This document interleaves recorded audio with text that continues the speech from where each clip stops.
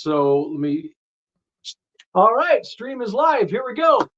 Hello again, everybody. I'm Jamie, And I'm John. and this is a really cool collaboration between the EAP Society and a really awesome group that I'm also a part of called Otherworldly Fundraising. Very And cool. this is John's first experience with Otherworldly Fundraising. And so, what's really cool, and the oh, and Kelly is with an EY. Sorry, that's my bad. Anyway, yeah.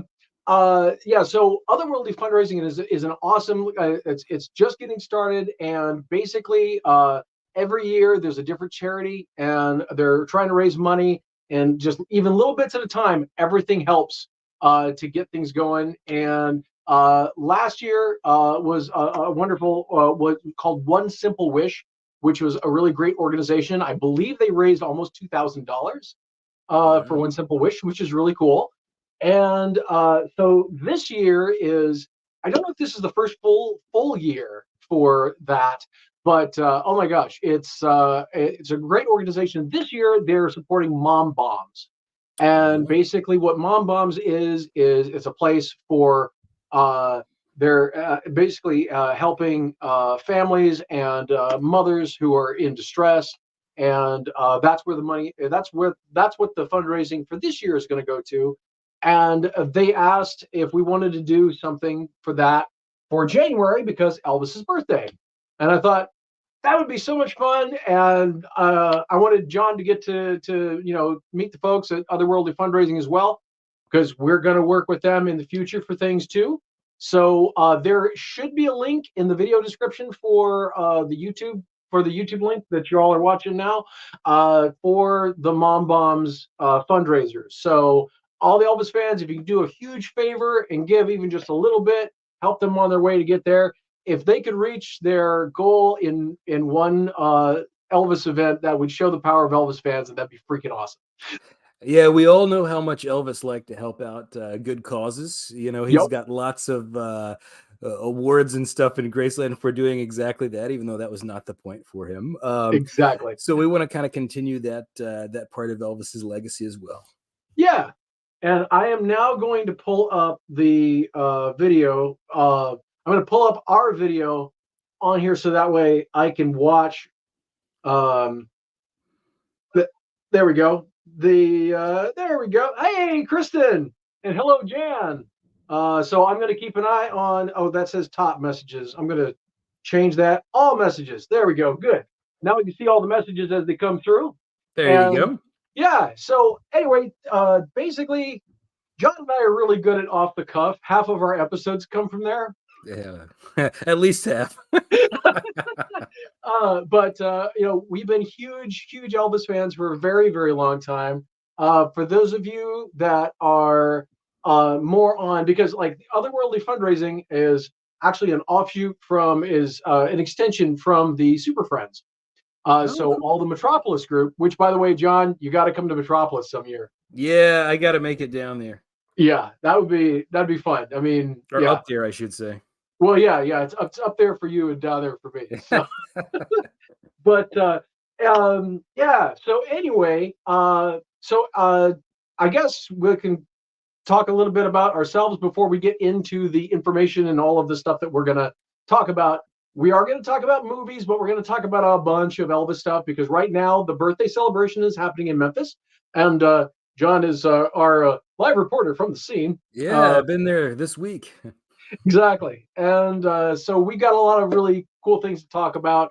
The AI Elvis concert is going to be happening, and we want to talk a little bit about some of our early impressions from the information that we have so far. We don't have inside info, but we're just going to kind of give our fan educated guesses on some of that.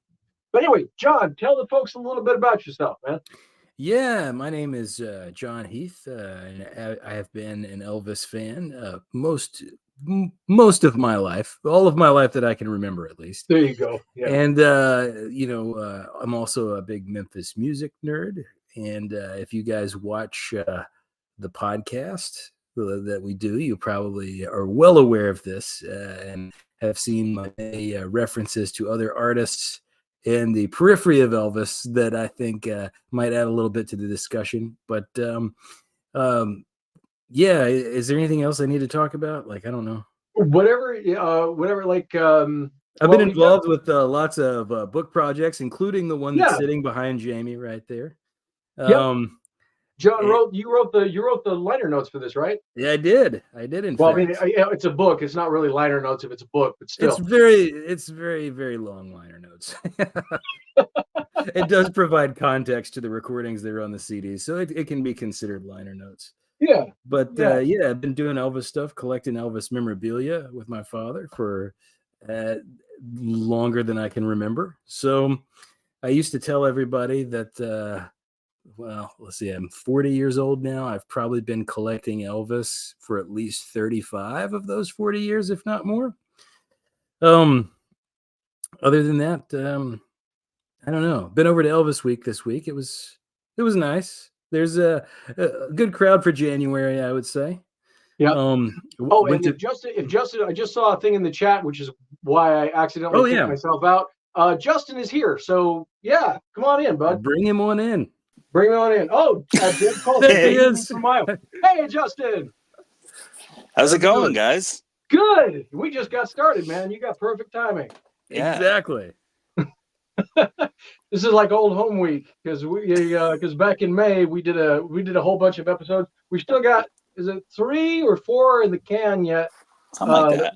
Yeah, that we're gonna have. And the next one is next week. We're gonna talk about the double feature series with Justin, and so that's gonna be a whole lot of fun. And it's the first time you all on the channel will get to see my crazy harem scarum outfit top. Oh, really? Which I have not worn since I have not worn that thing since I, at the latest, was 2000. I think it was 1999. I think I was 19 the last time I wore that thing, and I am almost 44, and the mother still fits. Yeah, we just filmed an episode where you did the full Tyrone, wore the entire outfit. Exactly. Oh, hey, 2003 C-Pain. Hey, C-Pain, how are you doing? I'm so glad you joined. And hey, and I want to tell everybody real quick one more time, since we're starting to get more folks is all coming in here. Otherworldly Fundraising this year is supporting Mom Bombs, and there should be a link in the description. If not, it'll be on the Otherworldly Fundraising page, which is otherworldlyfundraising.godaddyscites.com. So go over there if you can, and please give a donation. They are trying to raise the first threshold they're trying to raise is $1,500, and if Elvis fans can cross that threshold, that'd be freaking awesome. I forgot my guitar. I was going to do a thing where I would do a little bit of a song on guitar if somebody donated, but I forgot it over at my parents' place. So oh man, we're gonna have to do a request show at some point. We're gonna have to do a request show. That'd be the request box shows. Great. I love it. Okay, you got to give some of the folks context because not everybody's going to know what that means. Okay, well, that is a very Elvis nerd reference to in 1975 in the August engagement in Las Vegas. Elvis was not feeling like the best, and so he just decided instead of doing his regular show, he would start the show and then pass around a request box, and they would just draw song titles out of the box, and they would do whatever was in the box. So there's a lot of rare performances from that. They're good shows, but the engagement got canceled after, I think, 4 days because Elvis had a cold, I think. Yeah, or the flu or something like that. Yeah, it was pretty nasty. But okay, so John, I didn't was there you were kind of before I kicked myself off of the stream, you were talking about yourself. Was there? I don't know. I couldn't tell what all you said because I left. Oh no, I said everything that I needed to say there. I was just talking about the Elvis week this week, though.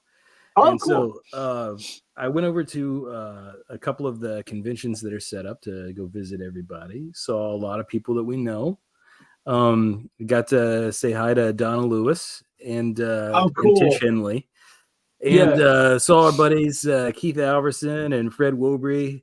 And man, it's always good to get to go over and see everybody. Apparently Keith and Fred got kicked out of their normal rooms at that convention because the manager had double booked, and there was like a comic book convention in the rooms where they're normally set up. So they were in rooms off to the side down the hall, but apparently people were still finding them, and they had a better than average January, from what I understand. There's a comic book convention happening now I know, man. This is at Elvis that weekend. hotel. You can't do that. At that hotel. Of all the places you could have it, I know. Yikes. 2003 C-Pains, the request box shows blessed us with the last Suspicious Minds, didn't it? You know what? That might be right. I'd never thought about that, but I think that is correct. I hadn't thought about it either, but yeah, it could very well be right. Okay, so Justin Gosman from the TCB cast is definitely a friend of the show. I've been on the TCB cast since, not since before John and I were talking about doing a show, but certainly before we actually got off our butts and did it. So everybody, Justin, tell everybody about you and the TCB cast and all that kind of thing. Oh, I won't do too much, but yeah, TCB Cast, Elvis Presley fan podcast. Been doing it since 2018. This month, the end of this month, is our 6th anniversary, and the episode dropping this week is our 300th episode. So, and it's Nice. about the movie Priscilla. So if you're interested and you want a wide and varied amount of perspectives on Priscilla, I highly recommend listening to it. As always, the TCB cast is essential listening. Exactly. and ditto for EAP Society, essential viewing rather for you guys. And maybe one day we'll actually do an audio podcast as well, but what's the point, right? Yeah.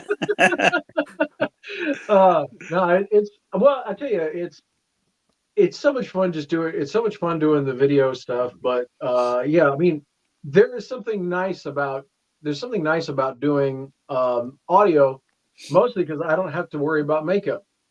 I mean, honestly, like that would make us a lot more productive if we could figure out how to do it. It's just hard to do unboxings and show off things in an audio only form. So So, what we didn't do is we didn't have, it needs to be like almost like those voices from like the 900 numbers, you know, it's like, Oh, it's a, you know, it's a beige brown case. Anyway, sorry, go ahead. Don't worry about me. I'm done. So anyway, for those of you that do not already know, my name is Jamie Kelly. Also Jamie Aaron Kelly. For those that want to search more about my Elvis history, I was born about 10,000 years ago. No, I'm kidding. I was born in Elvis reference. I was born in 1980, and my dad had a band. He had bands from the 1950s on, and so when so he was a massive Elvis fan. He actually went to Elvis's performance in 1976. He did go to 74 as well in Des Moines, but he went to the 76 show in Ames, and he captured what isn't amazing footage, but honestly, as so far is the only footage we have from Ames in 1976. Yes. And so that is on EAP Society on YouTube. So definitely check that out when you can. He was absolutely devastated when Elvis passed away. Dad was, technically speaking, if you want to put it this way, Aaron is with two A's, Aaron. My dad wanted to name me Elvis, and my mother said he's gonna hate Elvis because because you're such a big fan. Kids don't like what their parents like, and so yeah, they had no idea what they were starting. So what was I going to? Oh yeah, so. Technically speaking, Dad might be considered one of the first Elvis impersonators ever. He started in '57 in high school or grade school or something like that. Then so I was born in 1980. In January of '81, they got me in a little Elvis outfit as a joke, and that basically made me an addict for being on stage. I've been a lover of performance of all different sorts ever since. When I was 3, just before I turned 3, my dad said, "Do you want to sing with the band?" I said, "Yeah." He said, "What do you want to sing?" And at the time, I said Elvis. So that was 41 years ago. So that was as well, yeah, as of this month, that was 41 years ago. And so I did a lot in the Elvis tribute arena. Although I never considered myself a tribute artist. Then I went my own path in 2000, end of 2005 into 2006. I started that path in 2002, but really decided to just break off and do my own thing. And yeah, and now I've been able to do so many different things that I just kind of doing everything now because it's all fun. And so it's basically wherever the fun takes me is where I go. I've done, let me see how to put this. I've done voiceover work for Elvis Presley Enterprises. It's my voice on the Elvis pinball machine. It's my voice on a lot of the Christmas ornaments and things that you've seen over the years. All that kind of stuff. It is my voice on that crazy, ugly Wowie head. It did not look like that when I was sent test pictures. We'll call that "I can't believe it's not Elvis." Or I can. I can. I was gonna say I can believe it's not Elvis. Yeah. But yeah. So anyway, so you know, and John has John's done. You know, John and his dad have done projects and things with EPE as well. Mhm. And so yeah. So it's been. Oh, what was your favorite song? Let's see. What's it say? What's sorry, I'm just trying to get this thing to work here. Oh, okay. What was your favorite song to open up your shows with? Oof, that's a good question. The For me, it depends on what the set was because I didn't used to be really picky about it until I was 15, and then when I was 15, I went from being a big Elvis fan to being uber the specific nerd started then. So it would depend on what I was doing. It had to be accurate. That was the thing. Oh gosh. I'll step in and answer this one. I had a band in college, and we Yeah.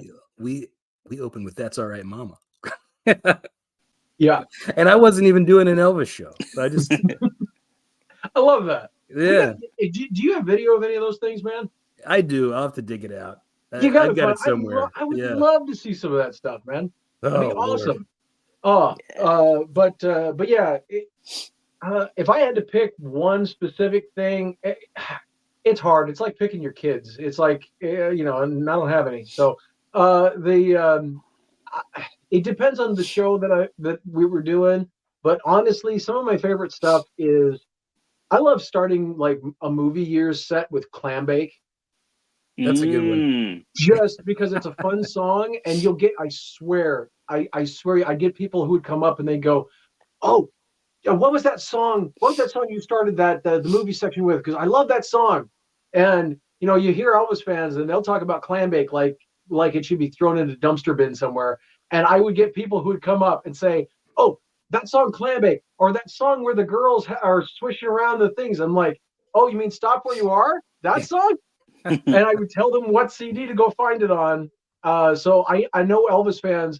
The proudest thing I can say about my time in doing those kind of shows was the fact that I would have people come up and say, "What was that song? Tell me what CD I can go buy that on." And now they buy almost as much Elvis stuff as we do. Yeah. You know, Elvis fans, a lot of us have very different specific things, I guess, that we like about Elvis, and they hold him to an insanely high standard and treat a lot of the stuff that he recorded as, you know, lesser than, when people who I think don't have those biases can be a lot more open to some of that stuff. Yeah. Well, it just kind of, you know, it's all about your experiences and where you come from. Right. I mean, that's honestly some of the most fun. Some of the most fun stuff is to see what attracts people. Yeah. Yeah, because you see some of this. It's so different. It's so varied. I love it. Sorry, go ahead, man. I don't mind the song "Stop Where You Are." I don't like the scene in the movie that it's in. It's like the most irritating scene in any Elvis movie. Yeah, but would you like it? Would you like it more if they didn't stop the friggin' video every time he said stop. Yeah, no, it would be fine without that. Like that's just it's a dumb choice, and it makes me want to throw things at the screen every time I watch that film. I'm just like, I don't know if I can take it. Right. But the song itself it's fine. Like, is it what I would have wanted Elvis to have been recording at that point in his career? Like, no, it wasn't what Elvis wanted to be recording. Right. But he did a good job with it. Yeah, and I am glad we have it. You know, Yeah. It's one of those things of like, if it's the choice between that or nothing, I will take the something. Yeah. You know. Yeah. We can apply that to complete sessions too, but I've been on. Oh man, John and I have been on. I have ranted so much. Anyway, but about sessions, because the Blue Hawaii sessions are coming. Newsflash, everybody! The Blue Hawaii sessions are coming, and to my extreme chagrin, I have won the bet that John and I had. Mm. The audio on the CDs is going to be the same audio that was on the FTD book. And by the way, the book that David and Paul put out is amazing. The information in it is so wonderful, and it's information that we did not have before about not just order of songs and all that, but exactly the times that these were recorded in, and like what time of day, like what time they started each take. It's amazing. They go fanatical with detail, and we love them for it. Yes, it's just a shame that whoever put the audio together didn't have as much respect for the fans that were buying this project as the people who put the book together. Because let me tell you, the book is amazing, but the audio, sadly, is not what we as collectors want. But like I said, we're having fun here tonight. I'm not going to complain any more about that than that. I have so many more ways to complain. The only thing that I'm going to complain about is that I specifically held off on getting the book set because I thought this set might be complete. Now I got to go run and get the book set because I'd rather have it with the books than without. Right. Exactly. If you could find, kind of like I was saying, if you could find just the books and not the CDs, then I mean, I'll take the CDs because I'd rather have it than not, like we were saying. Well, yeah. But, I hate rewarding entrapment behavior by a label. But anyway, Kristen, what are your thoughts on the $1 Million Quartet, the musical? You know what? I've never seen it. Justin, have you seen it? I have not seen it performed live. I have seen a filmed version of it. I've read the script and I have the soundtrack. So I've got the experience-ish. So okay. Well, you've got a lot more context than I do for this. I saw it live once. I take that back. I've seen it live 3 times. And I didn't pay for any of the tickets. But no. But it's that sounds like a setup to I didn't like it, but I actually really enjoyed it. To my surprise. Justin, tell us your thoughts. No, I actually quite like it. It's a pretty solid jukebox musical when you keep in mind that it's for general audiences, and that they are going out of their way to do songs that are obviously not historically accurate to what was saying at the actual $1 Million Quartet session. And they do a lot of narrative stuff in terms of laying out where these guys are at in their careers and where they're headed, sort of foreshadowing where they're headed. So in that sense, it really does a good job of explaining why the $1 Million Quartet meeting was so important at the time, why it was so special. But I do have to say that my favorite sequence in there is Down by the Riverside, which is the one that is actually correct. I was going to say, the producers didn't think a musical that was 75% gospel songs would be viable. No. Perish the thought. right. Now Kristen says, I saw it twice on Broadway, once off Broadway, once in Princeton, once in Vegas, and once in Pittsburgh. Oh, nice. Wow. Very cool. I will say, so I have a weird relationship with the $1 Million Quartet, and I'll tell you why. I heard good things, and so I went out to Chicago to try for the Chicago part, to try as in the Elvis role in Chicago, and they were interested. So we were talking about it, and they sent me part of the script to work out, and I thought it was part of the final script. Turns out it was part of a working script, and they added a lot of things. The working, I don't know, whatever they sent me had several things in the script that I had a problem with. Yeah, So, I remember some of those. Yeah, and like, you know, at no time in Elvis's life would he say the words "old Joe Stalin." Like he was like Joseph Stalin was anyway. Well, I'm not getting into that, but like, so I was like, wow, if this is what's in the script, this is really frustrating, and I passed. I said no. So then we see the musical, and none of that stuff is in the musical, and I'm going, why didn't they tell me? Yeah, I was like, why there were didn't going they to be tell me? rewrites. I would have been so. Oh gosh, I'd been like, can I fix this? I'm gonna fix this and this and this. No, let me tell you, I had such a good time. And like you said, it is for general audiences. If you're a giant nerd and you want to hear exactly what was done on that night, you're not going to get that. But it is a lot of fun. It feels good. It's got a lot of energy to it.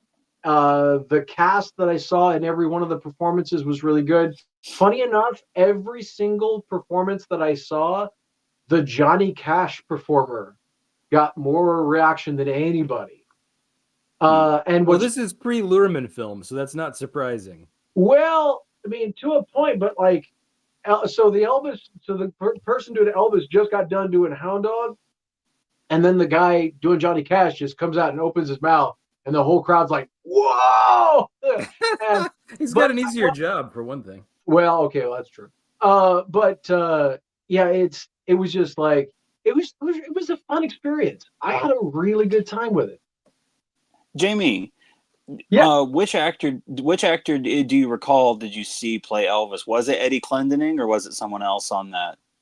No, I saw it once in I saw it once in Chicago, and I saw it twice in Branson. And somebody wanted me to see it, and they knew I wouldn't go, so they bought me a ticket so I'd go, and I really enjoyed it. And then we went to Branson because a friend of mine was Johnny Cash, and we just went 2 nights just because we were in Branson. You know, I do find it funny that Johnny Cash got the biggest reception when he's the only one who's not on the actual tape. Right. I was listening to the $1 Million Quartet the other day, and lots of people said, "Oh, well, he's there. He's just kind of in the background." But at one point, Elvis is singing a song, and he's like, "Oh, we'd need Johnny Cash for this," so he clearly was not there. Right. Get that Johnny Cash for this. We did when Gurdeep and I did an episode a couple years ago on the $1 Million Quartet. There is another voice there that is singing lower and quieter on at least part of the tape. And I was able to isolate it out using some of the technology that we've been coming to get familiar with over the last couple of years. I'll have to send you that, John, so you can kind of see or hear rather who you think it might be. Theorize who you might be. Well, I know there's also a voice. There's also a voice at some point that's really kind of raspy that speaks to Elvis, and I think, if I'm remembering correctly, that's been identified as Smokey Joe Baugh, who was another Sun artist who had stopped in around the time. So could possibly be him, but yeah, I'd love to hear it. Yeah. Let's see. But yeah, so Kristen says, when the sparkly coats come down from the rafters in the post-show concert, the audience went nuts. Yeah, I can definitely understand that. They did when I saw the show too. And Kristen's friend did the first national tour as Johnny. Oh, wow. That's cool. That's awesome. Yeah, and John, well, I mean, both of you, y'all get a kick out of Kristen. She's had a lot of experience with Broadway and off-Broadway folks. And really, really great. If we get a chance to get you guys down to Metropolis, y'all will have to meet Kristen. Because she's awesome. And Kristen is this is her brainchild. Sorry. This whole thing is the Otherworldly fundraising is kind of her baby. So nice. I was going to ask Jamie, were you aware that there was essentially a sequel show to the $1 Million Quartet that they did for a short run in Chicago? Heartbreak Hotel is what it was called. Oh, were you aware of that one? Yeah, it was just about Elvis's life, right? Yeah, and it had Eddie in the role as well, because he had played Elvis on the Broadway run of it to start Okay. with. But yeah, they brought Eddie back. Same scriptwriter, Floyd Matrew. What were Okay. you saying, John? I happened to be in Chicago when that was running, and I saw the ad, so I was aware, and I expected it to be like a much bigger thing, and then it wasn't. Yeah. Yeah. Yeah. That is kind of, well, they probably were a little too early. Mhm. If they brought it back out now, it would probably do better. Yeah. Yeah. And then the Sun Records TV show was originally supposed to be an adaptation of the Broadway show of the $1 Million Quartet, because Yeah. they give Floyd a credit on the show as a producer and stuff. So, That's too and I bad. think that He deserves the better. goal was to lead to the $1 Million Quartet, and it didn't make it that far. No. And by the way, 2003 C-Pain says, Justin, 60 days, 60 days, 60 album series you did was great. Maybe the first Elvis review series I ever watched on YouTube. So Oh, that's cool. That's very cool. Oh, and Kristen says that Oh, she saw thank Eddie. you. She That's saw Eddie old too. school. That's Right? very nice. Yeah, no, that the 60 days, 60 albums. I'm in the room and I have the camera, so I can actually show things that I usually can't on our show. I know you guys have this on your set. ta-da! There it is. But the RCA albums collection, that was this. I bought this in 2016, and I did it from the first couple episodes of Blue Suede Reviews. Was I did an entire week of reviewing these, I think on Elvis Week in 2016, and I did them album by album, and I did all 60 of them. It was an endeavor, and I actually, it was the first time I had ever listened to all these albums in order properly, in sort of the original like lineup, track lists, everything. So it was actually really educational as an experience. Yep. But I understood finally where Elvis fans in the 60s were coming from. Yeah, Right. I understood their pain finally. Yeah. Well, and Elvis's pain, going through. Yeah, it must have seemed really, really bleak there, and that 63 to 66, 7 stretch. Yeah. Yeah. Oh, hey, speaking of that stretch, Ken Smith is going to be sending us the 1964 Elvis special too. Ah, great. So yeah. Thank you, So Ken. yes, yeah. Ken is awesome, and we've got there's a DVD called "He'll Have to Go" that we were also gifted by one of our members, and so we will look at that at some point as well. It is, I think, a re-edit of the Elvis in concert video. All right. I have heard that this is sort of a homespun deal, so we'll see. Obviously, it's not something that was authorized by the estate by any stretch of the imagination. Really? Yeah, it's not. Well, it is 77 footage, so it's one of those kind of deals. Kristen says, I enjoyed the Sun Records show. Too bad there wasn't a season 2. What would you guys say to Elvis if you could meet him? Oh man, I want to do an interview with Elvis. I have so badly wanted to just sit him down and do a long form interview about his career. Like, I know that's not a great answer. Other than that, I would say thanks. What else do you say to him? Right. Justin, what about you? I mean, yeah, aside from the basics of well, thank you. But also, I mean, it would kind of be that I imagine I'd try to narrow him in on geeking out about the same types of music that I share an interest with him on, that kind of stuff, and get his thoughts on, who he thought were some of his most inspirational artists, that inspired him, and to get him going about being a music nerd would just have been the best, because there's not so much audio of that, of him really getting to talk about at length his musical influences. Just little bits here and there where he talks about like his favorite song or whatever. But that would be great. Yeah. What about you, Jamie? I don't really have an answer. It's weird because like it's a hard question to answer. Well, it's funny. I've spent such a long time from sort of an inside out perspective on it that it's not something I'd ever consider. I've been asked it a few times, and it's not something I've ever considered, just because that's not the way my brain's ever been wired for this. Right. I've always looked at it from the inside out. I mean, and that's kind of a weird thing to say from somebody who is definitely not inside. But it's, I don't know. It's like, because I've always approached looking at all of these things from what I see as his perspective. That's always been the way I've always looked at it, even when I was a little kid. Like, it was just sort of a natural thing for me.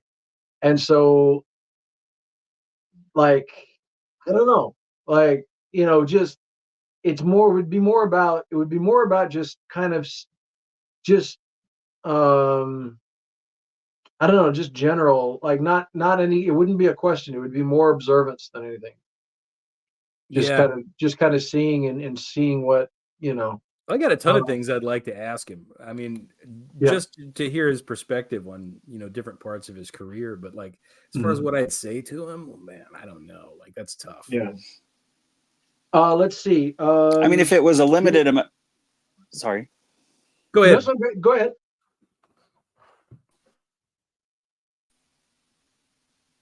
Oh, go ahead, Justin. Thing where, in a hypothetical, if it was a situation where it was like a hypothetical perspective of or how much, you can only say one thing, it's not a back and forth.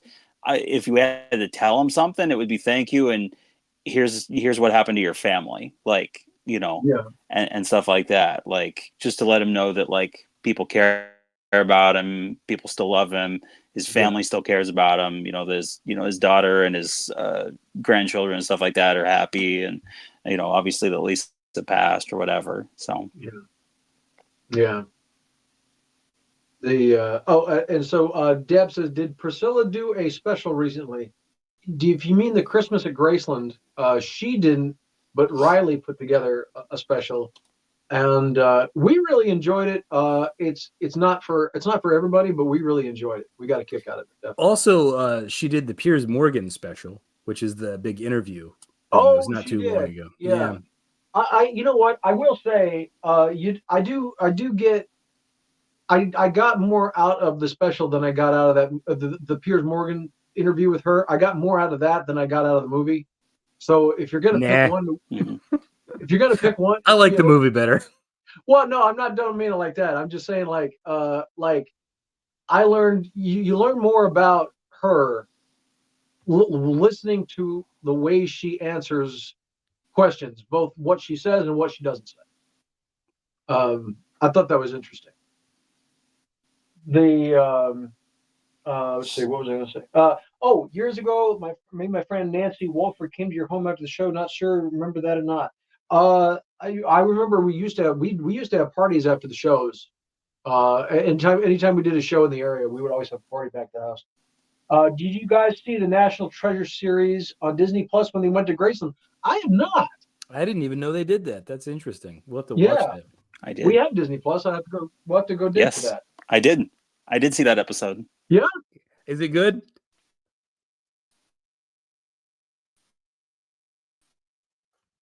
Oh, your audio's cutting out on us. Justin, you guys will have it's chopping on your side too. I'm not able to hear you very well. Let me just make sure my Wi-Fi. Yeah. Is on. Yeah.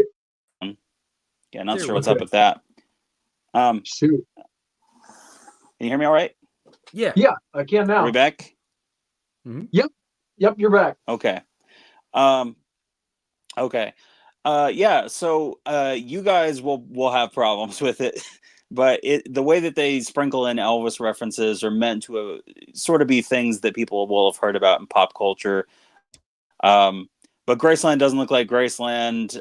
It's not even clever in the way, because I was a huge fan of the first two National Treasure movies with Nick Cage. Yeah. Ton of fun, not to be taken too seriously, kind of like an Indiana Jones movie or something like that. Sure. But the series, yeah, it wasn't as good. And the way that they incorporate Elvis was nice. It was nice to see Elvis represented there, some Memphis stuff. So it definitely doesn't look like Graceland. It doesn't look like Memphis. Okay. Yeah. Well, but that happens sometimes, though. Yeah, that's kind of that's a TV thing. It's like, hey, yeah, everything looks exactly like the area around Los Angeles. What's up with that? Yeah. Yeah. Unless it's Outlander, then everything looks like then the U.S. looks like parts of Scotland. There you go. Although I will say they did a really good job with that. I mean, I enjoy the heck out of Outlander, so I can't say too much bad about that. So the next thing I guess we'll talk a little bit about is there was just announced an Elvis AI experience that is partially going to be a concert. So I did some digging into the company that is doing this, and one of the other things that the company did is something called the Gunpowder Plot. And in that instance, they did a mix of live actors and virtual reality or augmented reality, I guess. And they actually had goggles for everybody to wear. For one, I can't imagine that being cheap. But for another, I'd be interested to see like how it adjusted for glasses and all this kind of stuff, because I've been on rides at like Disneyland and things that use that, and it's done to amazing effect. John and I talked about in the episode talking about a virtual concert. We talked about different ways that they could do it, and one of the ways that we were hoping they would not do it was the way like the Buddy Holly and that kind of stuff was done. But that's not the company that's doing this. The company that's doing this did the ABBA show, and the ABBA show looked really good. One of the things that the ABBA show had that this does not is they were able to actually have the members of the group come and motion capture themselves and then take the CG versions of them and make it to the motion capture.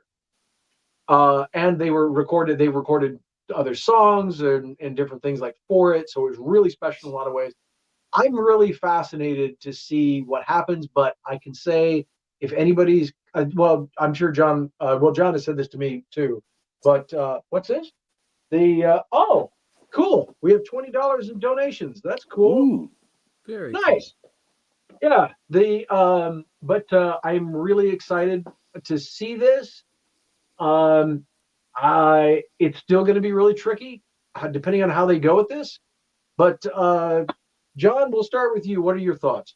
Yeah, as I talked to you guys the other day about, I think if they're going to have somebody behind the motion capture stuff, they need to like pay out the money and get Austin Butler to do it while it's still fresh in his memory.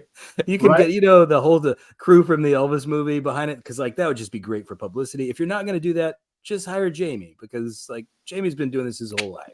Yeah. He can provide the motions, but like. Yeah, the way that they're doing it, it looks like the ABBA show and the Kiss show that they've got coming out pretty soon. Oh, there's a Kiss show. Yeah, are both based on like creating digital models and then having them, having the movements timed by the actual people. You can't do that with Elvis, but yeah, you got to get somebody who knows what they're doing. I would much rather have this than like an impersonator with a fake head photoshopped on them like the other place does.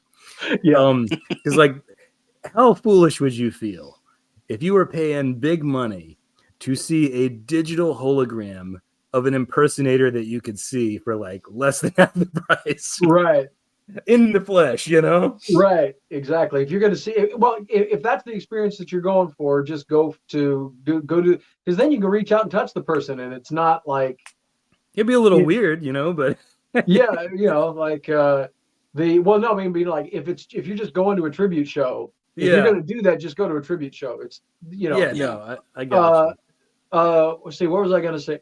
I'm curious. See, what I'd like to see, what I'd like to see when the technology is ready for this, and I said this in the AI episode, is I think that if you could have a bunch of sensors in a couple of areas, and depending on where you're standing in the room, you're getting hit with different sensors. So even if you were like, even if it was Elvis in the 60 comeback and he's in the round, you could walk all the way around it, and because your headset is getting the different percentages of the different feeds being sent to it in different ways, it would create this almost 3D looking image.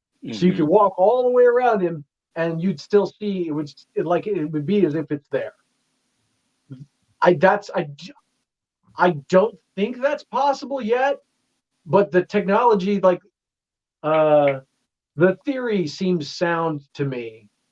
Like this seems like something that could be done, but I don't know if the way that the signals work, I don't know if it's quite there yet. I'm guessing what they're going to do is basically like if you mix what they did with ABBA with like the 25th anniversary Elvis in concert. Mm-hmm. Well, you have sort of like the best of telling the story leading up to then, and then a second half that's like a 70s show. Yeah. Oh, and I think okay. So Jan and Deb were asking where to donate to. I believe there should be a thing on otherworldlyfundraising.godaddysite.com, if I remember correctly. Yeah. See, we could just go see Cody Slaughter instead of paying top dollar for the AI. Exactly. Yeah. Exactly. Yeah. Cody will give you a good show. He's not a hologram. He's a real guy. So if you want to yell out requests, he will respond to it. Yeah. And hey, if you see Cody, tell him that Jamie Kelly says hi, because and he will tell you about how when he was very young, we had probably a 2-hour conversation about stuff, and he told me, he said that's something that he hasn't forgotten to this day, and it's the way he approaches his Elvis shows. Very cool. So that's and I didn't realize, I didn't think about, it's like, oh yeah, I remember that conversation, and there was like, oh, that's Cody Slaughter. I was like, oh, cool. I had no, at the time I had no idea. I was just talking to another Elvis fan, and it was pretty cool. So, all right, if you guys were in charge of this Elvis show, like, how would you do it? Like, how would you start it out? What would be the way that you would like bring the hologram, like bring Elvis onto the stage? Like you got to think about showmanship, building it up to make it a real moment. It depends on what we're doing, because like they've talked about this being telling Elvis's story virtually and then having it lead up to a concert. So if that's the way they're doing this, which, by the way, that sounds like, there's two ways you could look at this. This could either be the most ambitiously amazing thing ever, or the most bait and switchy thing in history. Because it could just be something very simple that fans' minds will run with, and it just seems like it's going to be a big deal, but it's not. Or like, imagine if this is a multi-room experience. Actually, I'll tell you exactly how we can do some of this. Let's see, what's this? Cody did the $1 Million Quartet tour with my friend. Yeah. I did remember that he did that. Anyway, if it's a multi-room experience, because we went to the Omaha Union Station Museum. It's the Durham Hill Museum, something like that. Anyway, they had an exhibit for White Christmas, which, by the way, was gorgeous. They also had a whole exhibit for Julia Child. Oh. And one of the things that they did is they took people in, there's this kind of like enclosed area where there was a dinner plate, and they projected stuff onto the table, which is a white tablecloth and white plates. So it looks like water with ships going and all this kind of stuff. And then they get to their table, and then the tablecloth becomes red, and then there you see stuff going onto the plates, and all the other, and the French chef is like talking about what they're eating and all this kind of thing, and all of it's done with projection, straight down onto a table, and it was amazing how effective it was, but it was very simple. So if you take that to the next level of 3D, I think a multi-room experience, let's say 6 or 7 rooms, maybe you only need 4. You want me to pay for a ticket and then go have to walk around the whole time? Like, this doesn't sound like fun to me. Oh, no, but here's the thing. You go in and you see, you go in, and the first thing it is it's, you see like the moment Elvis is born.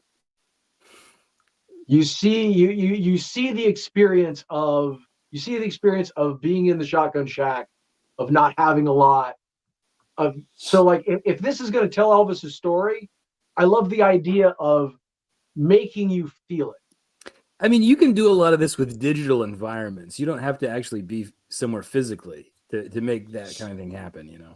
Well, this is what I mean. Like, let's say it's 4 rooms, right? The first room is most of the setup until it's time to go see Elvis live in the 50s. So then you go in and you see like a 50s, like a Louisiana Hayride show or something like that.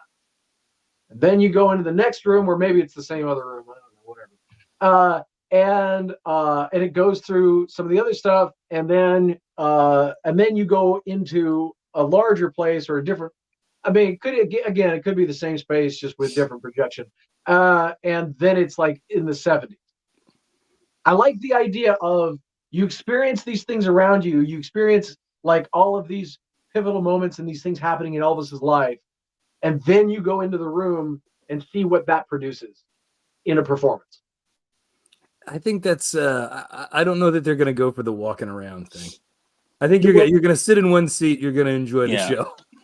Yeah, I think the difficulty there would be pacing, because different people are going to want to linger and pace themselves differently. And how do you keep the concert portions moving when you would have a bottleneck with the music performances? Possibly. The only thing that made me think otherwise was the fact that they did the gunpowder plot. Right. Is because that's history happening in. I think it is just a singular space, but you do walk around and you look at things as they're happening. Right. So I thought if you could combine something historical like that with a live performance aspect. See, I think the best way to do that is like if you have a virtual or augmented reality where you can actually walk around, is to do a segment that's like in the making of one of the TV appearances, like the Dorsey Brothers or the Sinatra special or something like that, where you could like look over there and, hey, there's Frank and he's like rehearsing, and there's Elvis, and you can like hear little snippets of their conversations. Like that would be really cool. Now, see, for me, you could do something like that in VR. Like you could do a VR experience, like behind the scenes at an Elvis show. There's the technology in Unreal Engine right now is just incredible in terms of what they can do with the facial, and also just the sets and stuff like that. I don't know if you guys have seen like the stuff for like Alan Wake 2 and stuff like that, but it's incredible what can be done now with digital environments on a real-time engine. So that's something that like theoretically could be done, for a VR, or AR experience. But this, I don't know, because like you were saying, Jamie, like that they've got a Kiss one, they've got an ABBA one. I don't think they're probably going to stray too far from that on this one. Right. I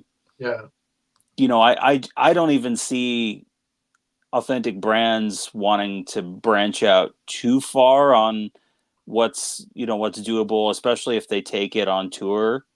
They would have to account for different locations. I mean, obviously if you have a set amount of space, you know that you need to get a venue that has that same set amount of open space. But right. You know, I just thought of something. So imagine this. Maybe there are a few rooms in the lobby that have, the lobby or lobby areas that have a few different experiences that are almost like setup experiences. And it's not the main show. It's like the main show is all in one room. It's all one thing, but you can or not at your leisure go into those other rooms and experience something on a smaller area that gives you context. That'd be cool. The reason why I keep coming back to this is because in ABBA and I haven't seen anything about the Kiss one, but in ABBA, I don't remember them saying anything about this telling the story of ABBA. Right. I don't know. But they like the promo video for this specifically mentions that you're going to experience the story of Elvis culminating with a concert. So I'm just curious of what that looks like. Here's what I think it's going to look like, right? So imagine this: like you start out, and it starts out kind of like the Elvis story, where you have the news reports about Elvis's death, and they're interviewing all of the fans who are sad that he died, right? And in the background, you hear the strains of American Trilogy start to be played, right? Yep. And then when it gets to the Battle Hymn of the Republic part, it's the dun dun dun, and you look up, and Elvis is like floating down on a cloud in the full American Eagle jumpsuit, and maybe Charlie as an angel is like bringing his cape behind, and he's hitting the big notes, and then the concert can start. Oh man. Have Charlie in a little diaper or whatever. Yeah, Charlie is the funky angel there. Charlie is the funky angel. Oh man. I was just trying to think what was the cheesiest way you could do it. That's Oh man, I'm walking out of that one, man. I tell you sure. I would be in. I would be like, yes. It'd be different. Well, see, what they did in Elvis Story, which I think is an amazing opening, I agree, is it starts off with, they're playing an Elvis song like it's on the radio or whatever, and then it says, "We interrupt this program to bring you a special bulletin. The man, Elvis Presley, the King of Rock, is dead." And they actually had a Graceland set, and the gates, and people were setting flowers at the gates and all this kind of stuff in the beginning. And so they show the news bulletins, all this kind of stuff, and they're playing the song "I Believe," which is an amazing way to do that. And then all of a sudden, it gets to the "Believe, I believe," and then it's almost like you get this sound of like it's like a rewinding tape, like a played tape that's rewinding, right? Mm-hmm. And or a tape that's rewinding as it's being played. So you get the sound of that kind of thing. And then it stops with a big boom. And then it starts back up, but now the sound is really reduced. And then it starts up in "My Happiness." And then they talk about Elvis being born, and they talk about all this kind of, honestly, that was super powerful. That show, the fact that they're not doing anything of that anymore is kind of ridiculous, because that show would take off now. They were having a hard time getting that show to fly in the US, which is hilarious to me, because we did 3 months in Atlantic City, and the lines, they had to open the ticket lines early. They opened the ticket lines 3 hours early because the lines were out the door, and they wanted people to get through the lines so they'd go gamble. But basically, like, if you can do the Elvis Story, but with actual Elvis, or what appears to be and sounds like actual Elvis, that would be amazing. It would be incredible. That's exactly what should be done. Mm-hmm. Yeah. I mean, I like the idea of finding a way to give people an even more visceral experience, so that way you feel not just, because like the Elvis Story is a great show. It was very much like the great performances performed live, essentially, right? It's gonna be close to what we get, I think. Yeah, I'm sure. I just like the idea of finding visceral ways to put people in the mindset of what what would have been in the back of his mind, what the kind of things that the kind of life experiences that he would have had in his formative years. So that way, when you see some of these other things, you're like, wow, I don't just get it now, I really get it now. I think would be amazing. Oh, Kristen says, Jamie, have you ever thought about cosplaying Stitch as Elvis? I can't say that I have, but that's hilarious. I love that. It's a new one for you, an assignment. It's in the same, yeah. For Halloween, we'll have to do. Hey, we got a Halloween episode coming up. We'll have to do that.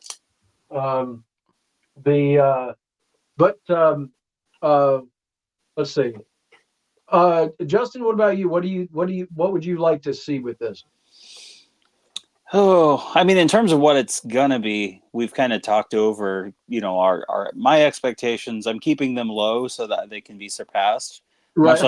Much like with the Baz Luhrmann movie, like my expectations were kind of just, whatever, and he'll take me on a ride. So we'll see what happens on that front. My sort of ideal experience would be something more, like VR, related or something like that, where you're not trying to play to several hundred people and try to hit all those bases. I think when you have a more intimate experience, like a virtual reality experience or an AR experience, something more, like you said, Jamie, more visceral, you can connect with people on a deeper level as to what it was like and what the experience was. And that's something that I'm worried that will get missed. It's just going to be, my greatest fear about it is that it's just going to be kind of like you were talking about, John, that it's just going to be, just the Elvis story, but with an impersonator body and an Elvis CG head. That would be so bad. That would be so bad. Yeah. I mean, on some level, even if it's going to be hard for them to escape that completely. The best thing for them to do would be to do a 3D model match, maybe start with somebody doing the movements, but then take that and then kind of overlay that on a 3D model match of, say, like a performance from Aloha. Mm-hmm. So you have somebody who does all of the basic movements for the most part, but then you take that 3D model and you tweak it until it matches exactly what Elvis did and the exact timings of it. I mean, that's an infinitely longer process than anybody's probably ever going to take with something like this. But because you need somebody, you need something to base the original 3D modeling off of, right? And it's easier to do that with a mocap suit and all this kind of thing. But then if you take that, now you've got all of then you've got, it's almost like somebody like finishing like a half a puzzle for you. It's easier to finish the middle of the puzzle if the edges are done. So if you use somebody in a mocap suit to do the basics, and then you go from there, then you scrap the mocap suit raw stuff and just go from the 3D models that you have, and then you watch. You've got the mocap thing over here that you can manipulate, and you've got Elvis's footage over here, and you just kind of, and they're taking in the computer to line it all up, so that way it takes what was relatively ballpark and then makes it precise to what he's doing in, say, Aloha or whatever. And then you do that from as many angles as you, and the reason why I think of Aloha is because they have multiple angles. They can compare this to make sure it looks good from all sides. Mm-hmm. Then I think that's the best case scenario to me. I tell you, one of the things that I'm concerned with, even if they do like the digital modeling and everything like they did with ABBA and have a good mocap person behind it, you're going to have the technology that allows the digital Elvis to like stalk the stage from one end to the other. Yeah. Like you can't have him planted to one spot because that's just not what Elvis did. Right. Yeah. Yeah. Or they recreate Aloha where he's just standing in one spot for the most part. Yeah, you could do the TV that. cameras. And they're working with the estate, so keep in mind the estate's going to probably lean towards the stuff that they own the rights on. Oh yeah, much easier. I mean, it makes business sense, honestly. Mm-hmm. I mean, yeah, but man, you know that like if you're going to actually do a replicated concert, like doing one of the 1970 Vegas shows would be what you'd want to see. Oh, well, yeah, but that's what we'd want to see, and most people would agree. But I think Aloha is such a huge deal. It's a huge deal. It's nice. Think about, okay, here's something to think about. Think about this. So you've got, you know, modified mocap Elvis in the middle, right? Let's say you've got the cameras on the sides, so it feels like the full taped experience. And they've got like screens or whatever on the sides showing the angles that the cameras are shooting. But because those cameras, they're not actually shooting jack squat. But because those cameras are from the same positions that they were in the show, what you're seeing on the sides is multicam of the actual Aloha footage. That would be pretty cool. That's worth the price of admission by itself. Oh, hey. I mean, yeah, I'm all about that. Yeah. We are super stupid nerdy. I love it. Let's see. But yeah, there's so much that can be done with something like that. Oh yeah, and another thing that I said this before, and I'll say it again. Something else I think would be really cool is, let's say you've got let's say you want AI Elvis to give out scarves. Yeah, we've talked about this. Basically, you time it just right so when he throws the scarf out, you got like a scarf cannon from the back that just goes right through. It's just the right angle, and then the scarves go. People would go nuts. People would go absolutely nuts. Those front row seats would go like that. It would be interesting to see. And here's the other thing. Here's the other thing that you do. You say that for the first tour only, one of the scarves that gets thrown out in each show is going to be one of the ones that was put together for the final tour that never happened. Just one per show, and you don't know what scarf it is. Well, how would you know if you got it then? It's the only one that's a different color. Okay. So let's say it's white and the rest are like blue or green or something, you know. Yeah. There you go. Yeah. It's the only one that wouldn't have the ABG branding at the bottom of it. Okay. There you go. Mm-hmm.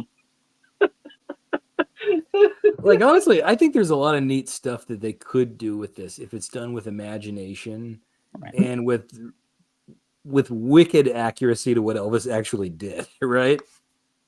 Wicked accuracy requires us, though. It does. So, hey, give us a call. Honestly, all three of us. Honestly, all three of us. We're here. We can be had. You know, we like money. We can be technical advisors like Colonel Tom. Exactly. Hey, like in the great words of Al Dvorin, I absolutely love this. He goes, "For money, I can be bought." I miss him. He was such a joy. Because and I said this in the pinball machine episode, which, by the way, go to EAP Society on YouTube and check out the pinball episode. We can. We talk all about that. But they asked him to say like Elvis.com and some of that stuff, and he said no. He goes. They've been using my voice for a long time, and that they owe me money. He said, "I'm not doing that for." He goes, "I'm not giving them publicity. They owe me money." He goes. "You have them get in touch with me. We'll work it out. I'll come back. It'll be fine." He goes, "For money, I can be bought." He was such a. He was so cool. Oh, hey, we are up to $40 in donations. Nice. That's right. Awesome. So off to a really good start. Thank you, Elvis fans, and thank you, everybody at Otherworldly Fundraising. And let's see. Also, this is a big year for a lot of stuff. This is a big year for Elvis's first professional recordings. Mm-hmm. Yeah. At least, well, okay, for Sun, not the ones he paid for himself.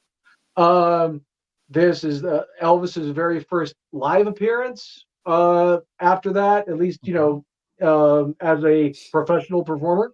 It's the Um, 60th anniversary of Roustabout it is the 60th anniversary of Roustabout. Well, and Girl Happy. actually, wasn't Viva Las Vegas released in '64? It was. Possibly, yeah. So yeah, so Well, it's the 60th anniversary of Viva. That's yes, pretty yeah. cool. I mean, not Yeah. the filming. I mean, I don't. Yeah, that I would don't make think- sense because like it was the record. It was being filmed in like July and August of '63, Yeah. right? So it And would have Kissing had to been- Cousins came out. Kissing Cousin came out the end of '63, Okay, so and then Viva right after that because they swapped in release order right? Yeah. Correct. from when they filmed. Yeah. because it was shot. It's because Kissing Cousins was shot even faster than our Elvis movie is gonna be. I don't know about that, man. We're No, doing this in because- a weekend. You're right. We're gonna put No. Sam Katzman to shame.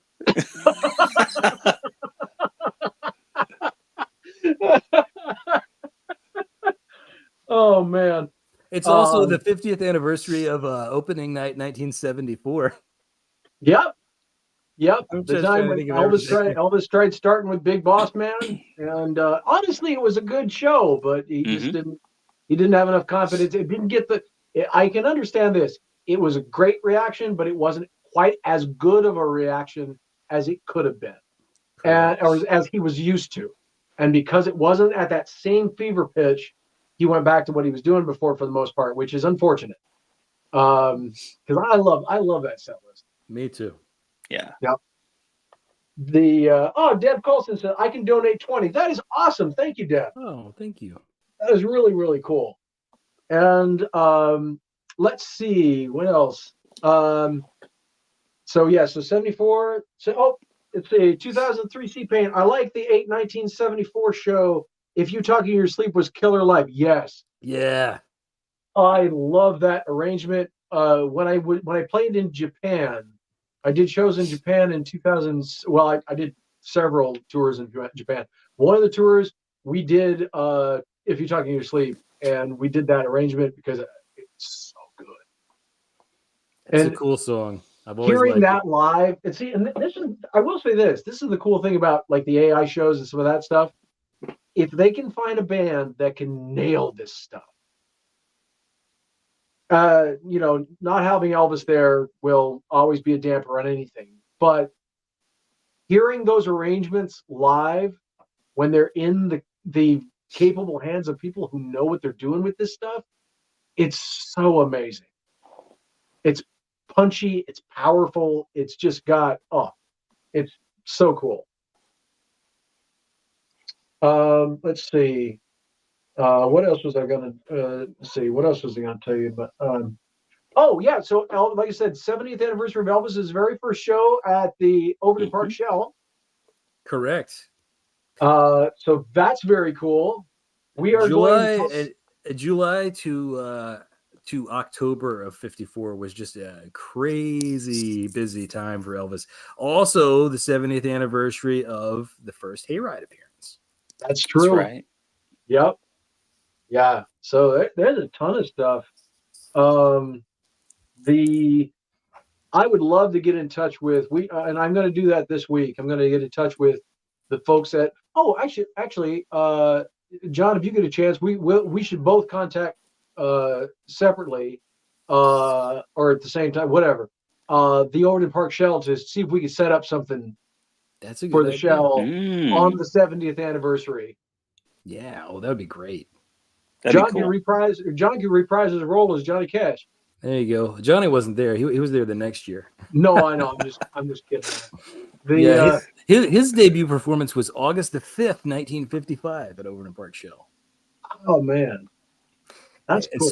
Speaking of anniversaries, it was exactly 70 years ago this September that Johnny Cash went to the Cat's Drugstore performance and asked Elvis about making a record, and he told him to go talk to Sam Phillips. So that's cool. Yeah. Oh, and by the way, one thing I do want to I'm just going to tease to everybody just a little bit. That made what you said, John, made me think about this.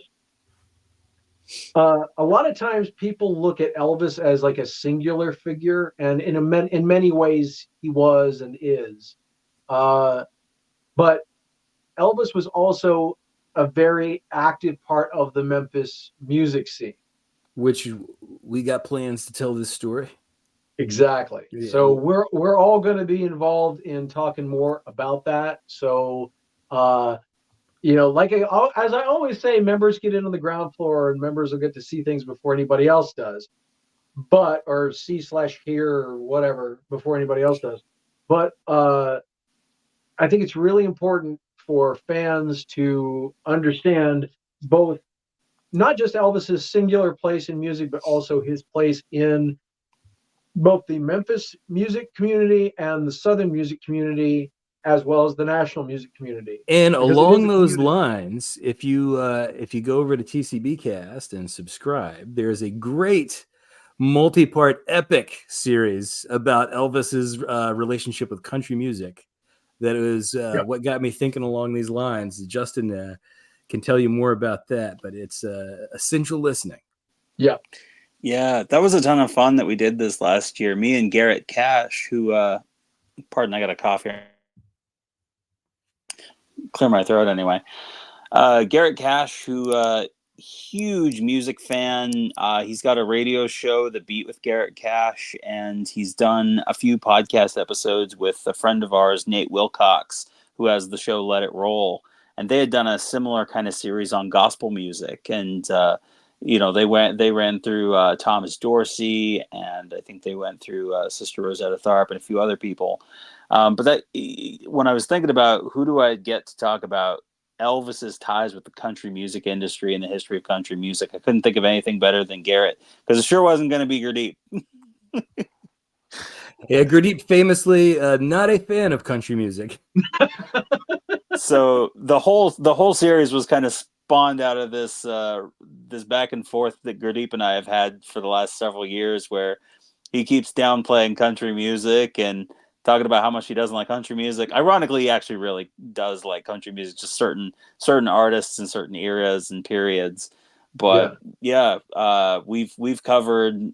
We started all the way back with the Bristol sessions and Fiddlin' John Carson before that, all the way up through Luke Combs and Taylor Swift and Elvis at the center of it all. Yeah, it's quite a listen.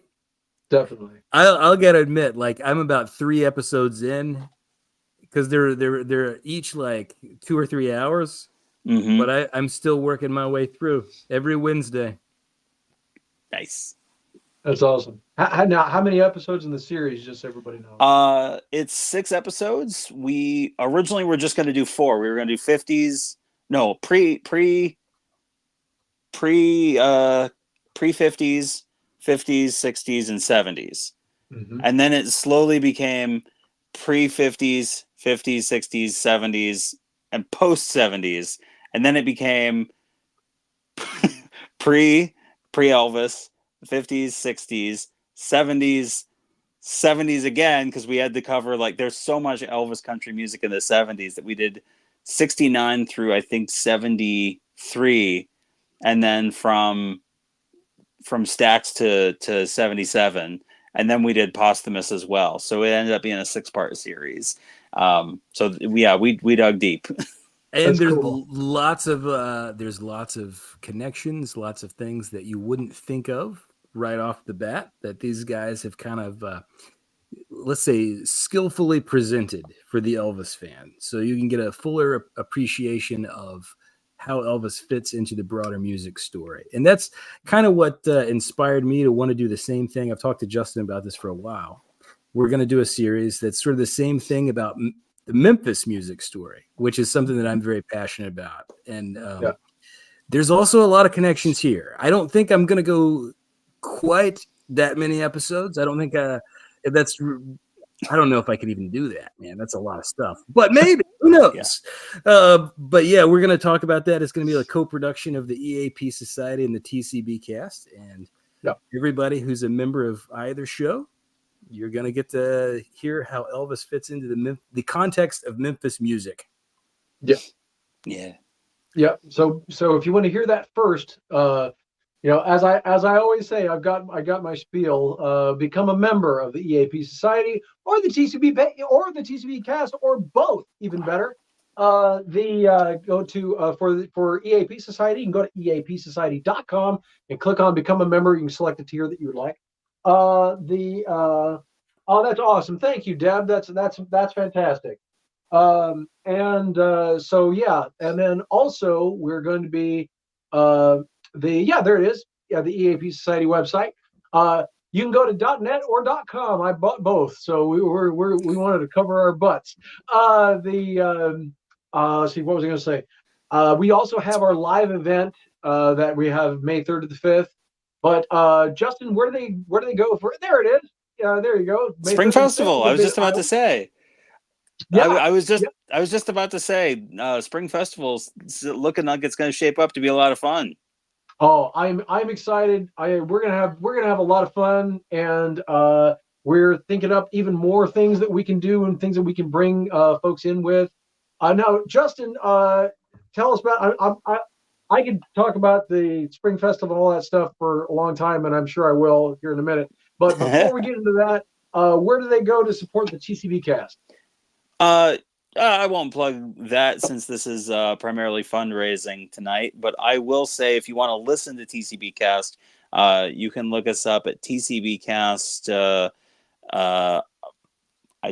fell out of my head. It happens sometimes. On any of the major podcast platforms, Apple Podcasts, Spotify, Amazon /Audible, any of those, just look up TCB Cast and you'll be able to find us. We do have a social media presence primarily on Facebook. We do have an Instagram page, and we still have technically an account on X, so Twitter. I don't know how long. We do too. I'm so bad with social media. I'm sorry. Yeah. Oh, by the way, Deb said she doesn't know much about what Kristen's doing with. So the channel you are on, for those of you who are just seeing us now, you donate to the Mom Bomb Giving Organization. They help mothers and families in distress. So you go to justgiving.com/page/Kristen-B- 1697500051293, and you just click the link in the description. It's fine. So go there because Mom Bombs helps again women and families in distress, moms and families in distress, and so Otherworldly Fundraising is an organization that I'm a part of, which is why everybody's here today. And this is Kristen's baby, and Kristen does an amazing job. She knows a lot of folks and gets a lot of celebrities and people involved with things, and so they do. Basically, it's a growing organization, and we're finding more and different ways to reach out and raise money for a lot of these organizations. One Simple Wish was last year's, and I had a lot of fun doing their virtual Comic-Con, which was their big event, which was a lot of fun. And so then when Kristen was putting together things for this year, they said, how would you guys like to do something with the EAP Society? I thought, that'd be a whole lot of fun. And of course, anytime we do something that's a video live stream thing, we're like, hey, Justin, you want to jump in? And so that's the whole thing. So when you click on the link to support the what Otherworldly Fundraising is doing, the money is going to go to Mom Bombs. And that is again helping mothers and families in distress, and that's what we're here today to help them raise funds, and also to tell folks about what we're doing. It is cross pollination, cross promotion. So if you our whole thing is making sure that Elvis history is not lost to history, and we have huge plans like. We're a YouTube channel, yes, but honestly, even more so than that, we're a people-powered movement. So the more folks that we have on the EAP Society helping us with that, and the more members we have, the more things we want to do. I don't know who all watched our entire New Year's Eve episode, but we are going to, by hook or crook or whatever, find a way to we want to become a collector's label if we can. We want to help do as many things as we can. The idea that I had was making Blu-ray audio sessions in 5.1 surround. It's a noble goal. It's a noble goal. I don't know when we're going to be able to make it happen, but we're going to give it a shot. So the more people we have in our corner, the more stuff we'll be able to do with that. And because right now, when you take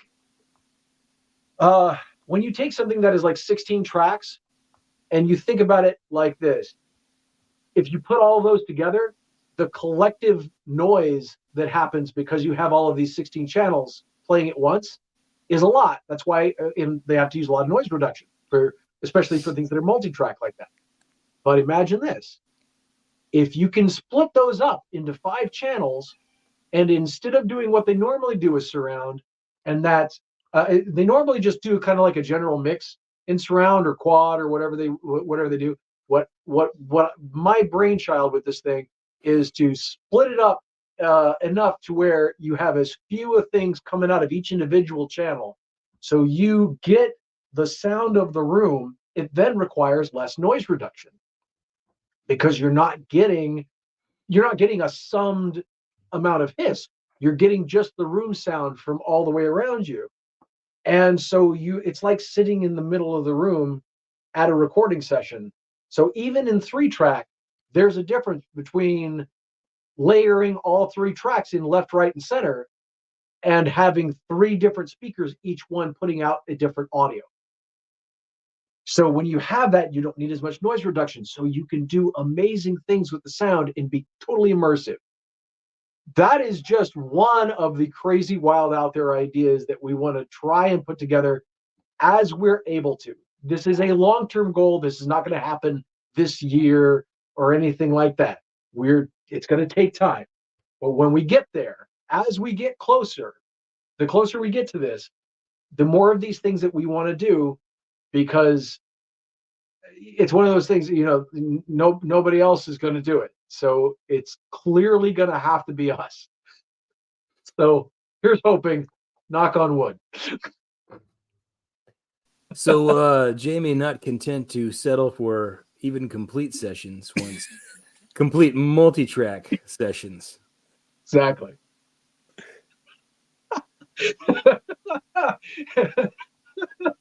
They're starting to give us almost kind of sort of complete if you squint sessions. So now that they're doing that, my bar is higher.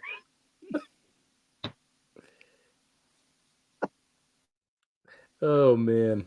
Yeah, So yeah. I got a topic to bring up with you guys.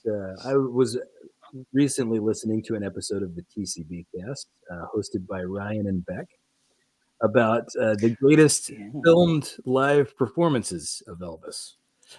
And it wasn't until I listened to the episode that I realized just how hard it is to condense your favorite Elvis filmed performances down to a single top 10.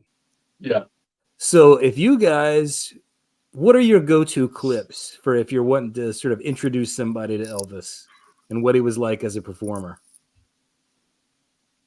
It depends on what they're into. I need to know more about what the person's into so I can tailor it to them. Let's say you don't know. You just kind of got to take a shot in the dark. What would you go to? Okay, but before we go any further, 2003 C-Pain goes, I think we need a 1970 National Marathon complete session set from the EAP Society Records. Oh my God, C-Pain, you don't know how much I agree with you. That's the goal, my baby. dream. That's the goal, baby. We're going to make that happen. We'll figure that out. Let's see. Oh, okay. And 2003 C-Pain goes, my go-to is Trying to Get to You from the Comeback Sit Down. That's a dang good one. That's a very good one. Mm-hmm. It wasn't even on my top 10 list, but that's a great one. See, this is why it's so hard. Yeah. Let's see. I mean, do we know age? Do we know age range? No, you just got to take a total shot in the dark. Okay, go ahead, Justin. I'll think of mine while you're putting yours together. Yeah, well, I was just gonna say, for context on that episode, Ryan and Beck both couldn't do it. Like they had so many honorable mentions, it wasn't even funny, which means obviously it was extremely hilarious. Right. I honestly probably Ready Teddy would be out there. It's a good one. I would probably throw in from '68, coin flip between If I Can Dream and Lottie Miss Claudie. Love both of those. And from probably American Trilogy. Yeah, American Trilogy and Aloha is one that I think's got to be on everybody's list. That, If I Can Dream, both definitely on my list. Yeah. From the Dorsey shows, like I really love Shake, Rattle, and Roll, Flip, Flop, and Fly. Yeah. That's a great one. Of course, Ready Teddy from Sullivan is good. My personal favorite sleeper Sullivan pick is Love Me from the second Sullivan show. Yes. Because it's such an engaging performance, and he's clearly like toying with the audience and the censors who are trying to show him only from the waist up. So it's just a lot of fun, a lot of personality in that clip. Mm-hmm. I tend to like, my default is probably stuff from That's the Way It Is, though.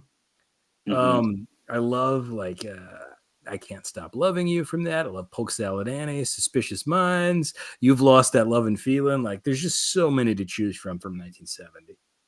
Yeah. Or That's All Right, the opener that they recreated sort of in the Luhrmann film. Yeah. Yeah. Let's see. I think you kind of have to have a Heartbreak Hotel from Dorsey. Yeah, those are good too. Like I'm thinking Heartbreak Hotel from Dorsey, possibly Shake, Rattle, and Roll, and Flip, Flop, Fly, like you said. If I had it, let's see, Hound Dog from Milton Berle. Dog from Milton Berle, yeah. You gotta have that. Love Me from Sullivan, from the second Sullivan show. Let's see. I do think I do like Peace in the Valley, but God, if you have to pick a top 10, I know that's kind of how it was. I want that in there for that reason, but I don't think anyway.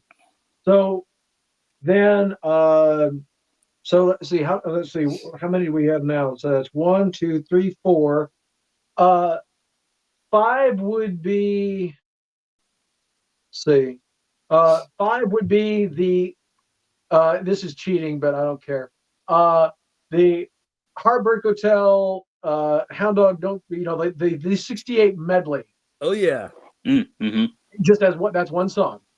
The 68 medley, because if we've got some of those earlier, you get to see the progression, which is kind of nice. And then If I Can Dream, it has to be. So 1, 2, 3, 4, 5, 6. So we're up to 6.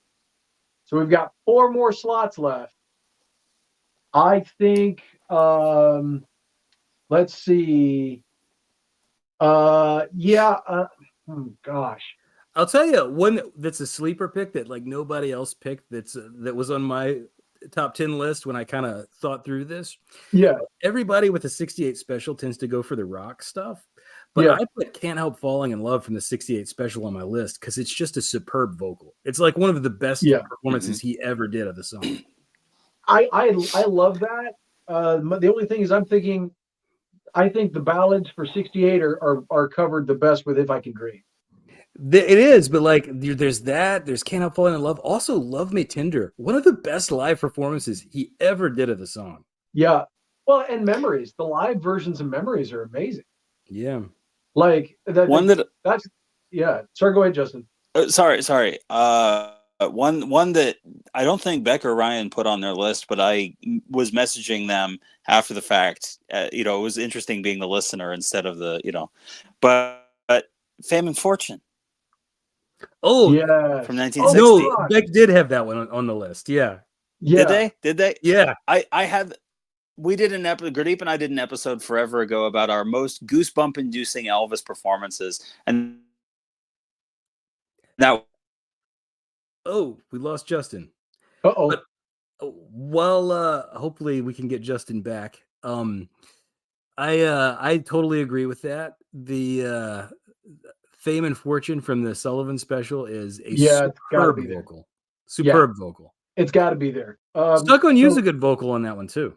Yeah, they're both really good, but kind of like we were saying, if we're leaning toward rockers on some of the others, then that's a nice way to show Elvis's transition while also showing. Okay, so we've got Heartbreak Hotel from Dorsey, Shake Rattle from Dorsey, Hound Dog from Milton Berle, Love Me from Sullivan, Fame and Fortune from the 61, sorry, the 60 Timex special, If I Can Dream, and the 68 medley from the 68 comeback. So that's 1, 2, 3, 4, 5, 6, 7. We've got 3 left. We've got 3 spots left. So Tough. I think it's got to be Suspicious Minds from 1970. It's a good one. Suspicious Minds from 1970, American Trilogy from 1973, and either How Great Thou Art or Unchained Melody from the CBS. I think it's got to be Unchained Melody from the CBS, just because I love that one a lot. Well, me too. If I had to pick one, that's yeah. But like then we're leaving out Elvis on Tour completely, and like for me, the gospel portion of Elvis on Tour, like that's a live performance that's filmed. It might not have been on stage, but they did it all in one take. You know, like that would be on there. Or Never Been to Spain from On Tour, the San Antonio show is phenomenal. Well, Polk Salad Annie from either On Tour or That's the Way It Is. Yeah. But see, this is why it's important to know who you're dealing with. Like that's why like compiling a list for someone else, you need to know what they're into, because that's going to make those lists totally different. Exactly. Yeah. I tell you, very subjective. My pick from That's the Way It Is actually not one that we've mentioned. Oh, Justin's back. Well, hopefully we can get him back and hear what he was about to say, because it sounded like it was going to be really interesting. I love the potluck with the hair. Great. So Justin, you were just winding up to a point when we lost you. My phone died. Yeah, my phone died. So I'm at my desktop now. But Fame and Fortune from 1960.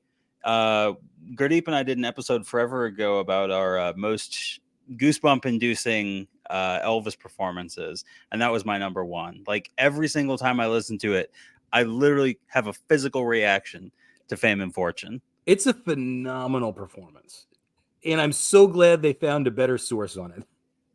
Yes. Yeah. Yeah. That source is amazing, by the way, for anybody that hasn't heard it. And isn't that coming back out again or something?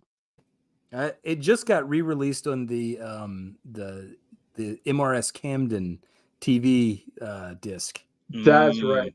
Right. And I'm going to call that Mrs. Camden every time. Did you see that the other day on Facebook or on social media? No. What about it? The Graceland posted a post, and they put Mrs. Presley, referring to Gladys, about her being in Loving You, but they put capital M period, capital R period, capital S period, and then Presley, Pressley. Oh Lord. Please forgive them. I'll send you the link. Please forgive them. They know not what they do. Oh, what I was going to say, though, is one of my picks on the top film performances from That's the Way It Is is actually the segment where he sits down and does I Was the One, Love Me, and Are You Lonesome Tonight? Yeah. What I love about that clip is that it sort of captures this thing that Elvis was into in 1970, where he's sort of chasing inspiration. And he can be goofing off, but then doing stuff that's deadly serious, like all at the same time. And it's like, it's self-effacing and it's for the audience, but it's also just for him in the weirdest way, you know? Yep. I love that clip. You know, actually, kind of a neat distillation of a lot of the aspects of that might actually also be the Little Sister Get Back he does in that. Yeah, that's a good one too. Yeah. There's so many choices, man. There's so many choices. Yeah. Well, that's just we were saying when you were going, Justin. Sorry, just a second. But when you were after your phone died or your tablet or whatever died, Justin, we were just talking about it's so hard to pick because there's so many options. You need to know, like, the list will look completely different depending on who you're suggesting this to. Yeah. Yeah, it's so tough too, because you want to try to encapsulate so much of Elvis musically. Like, how do you group in all of the aspects that he had in his music all in one go? You just can't. You know, you can't do it. Yeah, not with 10. You might be able to do it with 20, but you can't do it with 10. I dropped the thing in our group chat on social media. Yeah, Okay. I'm just now looking at this. All right. Wow. Hey, while John's looking at that, I'll here's what I've got for my 10. I think. Uh, Heartbreak Hotel from Dorsey, Shake, Rattle, and Roll, and Flip, Flop, Fly from Dorsey, Hound Dog from Milton Berle, Love Me from Sullivan, Fame and Fortune from the Timex special, If I Can Dream, and the '68 comeback, the '68 medley from the comeback, uh, Suspicious Minds from August of '70, Aloha from Hawaii's American Trilogy. Wait, just say 1, 2, 3, 4, 5, 6, 7, 8, 9. Yeah, and then Unchained Melody from the CBS. Yeah, that's a good list. Yeah. That's pretty close to what they came up with. There's some difference. They had Ready Teddy in there. Which is one of Ryan's. It's Ryan's number one, and which I think can is see that. Yeah, I can see that. You swap out Shake, Rattle, and Roll for that, it would be fine. but like after I made my list, I thought of another one, and I was like, oh damn, I can't believe I don't have that in there. And that is Elvis singing "Always on My Mind" in the studio in '72. Oh yeah. Again, if this was a 20 list, no big deal. We got it. I think even that would be tough. It wouldn't be this tough. No. Okay. Oh, here we go. Let's see. 2003 C-Pain. I think all the 50 songs on the comeback stand up hit hard, except maybe the flute on "Don't Be Cruel." Yeah, I could hear that. Yeah, it's of its era. Yeah. 2000, and he also goes. They also said, "Agreed, John. I'd pick I Was the One" from 1970 as well. Yeah, it's a good pick. Yeah, love that. Yeah, it's a really good pick. Let's see. I lost my thought. I tend to gravitate a lot toward ballads, I guess, in the live clips, just because they've got so much emotional power. I love the rock stuff too. Yeah, but I sort of assume people know that, I guess, which is why I tend to lean the other way. right. Also, the rock stuff. One of the challenges that you have with a contemporary audience is they don't have the context for it. Like a ballad's going to hit the same no matter what. And a rock song can be exciting or interesting or fun to watch and stuff like that. Yeah. But you still don't have that cultural context of like, wow, this guy's changing everything right now. Exactly. You don't understand how different it was. Yeah. Well, that's why in that I tried to pick things that are pretty good regardless of context. They just look so cool, it doesn't matter. Yeah. Like that medley from the '68 special. I mean, the way he's moving and the way like all that, it's just like it's got such punch. Okay, right? my mind is blanking. What is the song that he's singing on Dorsey where he steps up to the microphone and the microphone's like not tall enough, so he points up and the stagehand like raises it? Because that's pretty cool. That's very, you know what? Yeah, that moment's got to be in there because like actually you could do a whole thing of just moments between songs, right? And they could give people a sense. You almost needed to have that mixed in with the songs themselves, instead of it just being performances. It needs to have the in between stuff too, because then you get more of a sense of who he is. Right. And I think that's it's as important as the performances, in my opinion. Well, yeah. I mean, and honestly, like that's why "Love Me" would be on my list. It's all of the stuff that is about the performance itself rather than the vocal performance, but just the way that he's pitching it to the audience. Oh, totally. Oh, and C-Pain says the mock-up of "Always on My Mind" is surely one of Ronnie Tutt's best performances with Elvis. Yeah. I mean, Ronnie is always great with Elvis, but yeah, he's fantastic in that song. Yeah. Yeah. Oh, that's the cool thing. There's so many just great ways to go about some of that stuff. Let's see. We need to do. You know what we need to do? We need to do a series where we pick a member of the TCB band and we pick out a performance that shows off of them. I like that. Like, what would be the best James Burton moments with Elvis? You know? Yeah. Oh gosh, even that would be hard to pick. Yeah, I'd have to sit and really think about those. Yeah. Let's see. Yeah, gosh, oh, man. There's so many ways to go with. Oh, and another thing that now members know this, but people who are not members have not seen this yet. At least I don't think. Uh, I did not realize I had this. I'd forgotten that I was given this, and it's too bad. I've got a script for Girl Happy that was signed by Chris Noel, who's in the film. And there are C-Pain says James Burton on Faded Love Take 3. Yeah, that's really See, that's the kind of deep cut thinking I'm talking about. I love yeah. it. Yeah, exactly. So so what was I saying? You're talking about the script for Girl Happy, yeah. Girl Happy. At some point, first for members and then possibly for everybody else at some point, I want to go through we want to go through the script, watch the movie, maybe do like a commentary thing or whatever, watch the film and highlight on the portions that are in the script, and there are things in the script that are not in the film. We might have to do a dramatic reading of these. That would be fun. From the first page, even the descriptions of Chicago, Illinois and Fort Lauderdale, Florida. That's right. What's in the film is a little bit redacted. That's correct. Yeah. I think the changes were good, but it really gets to the point faster, right?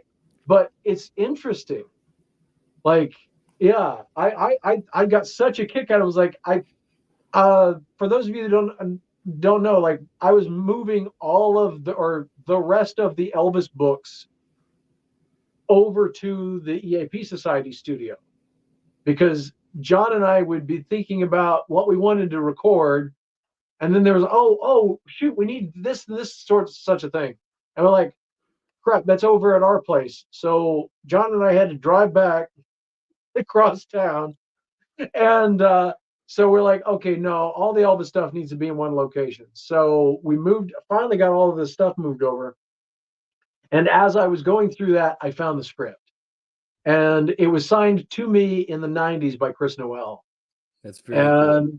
That was a really neat thing. So at some point we will go through that definitely for members, and at least some kind of Cliff Notes version for the public. So yeah, like we could like if you photo scan that and send a copy to me and Justin.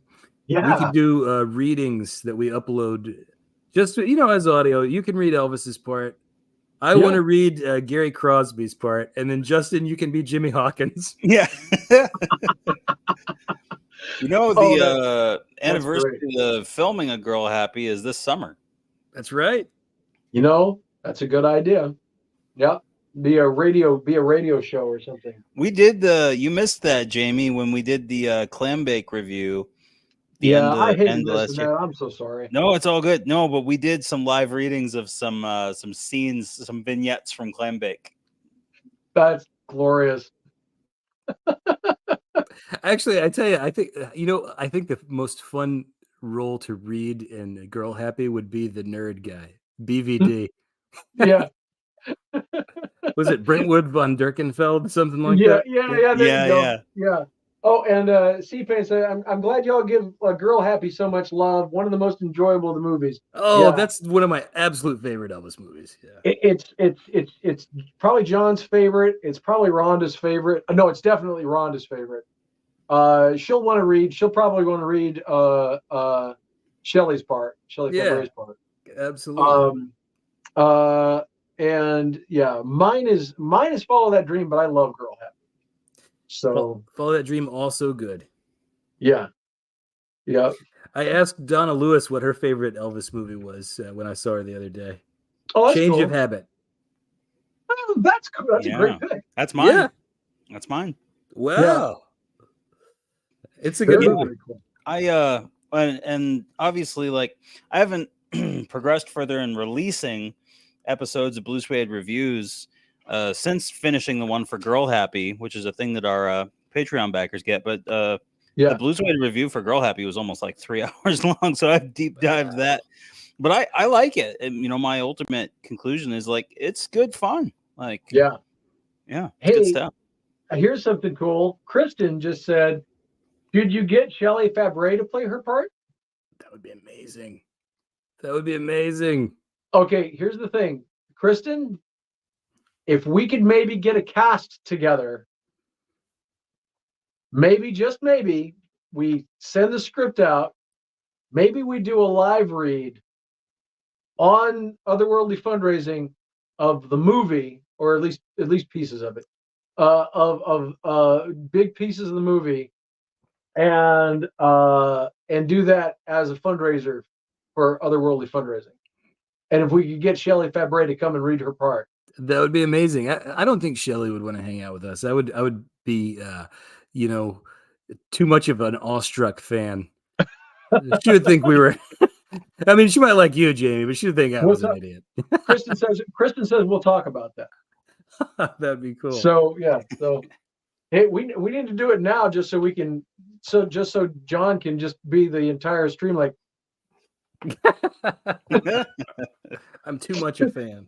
Oh man. Well, and what's funny is she was at the Donna Reed Festival when I was younger, right. And they had an acting class at the Donna Reed Festival, and she was one of the coaches one of the years that I went. That's crazy to me that they had a Donna Reed Festival, but I like that they did, because I think Donna Reed is also fantastic. Yeah. I think they weren't getting as much attention for it, and they stopped doing it, but they did it for years. Where was that? Years and years. What's that? Where was that? Let's see. Let's see. Try to get her and her husband for a previous event. Oh man. Well, we could. Yeah, maybe for an Elvis thing, she would do it. Let's see. I'm looking it up. Donna Reed Festival, the Donna Reed Foundation, Denison, Iowa. Wow. Yeah. So is she from Iowa or something? Yeah. I did not know that. Yeah, I believe so. In 2010, it says, hey, the Donna Reed Foundation to focus on the theater in 2023.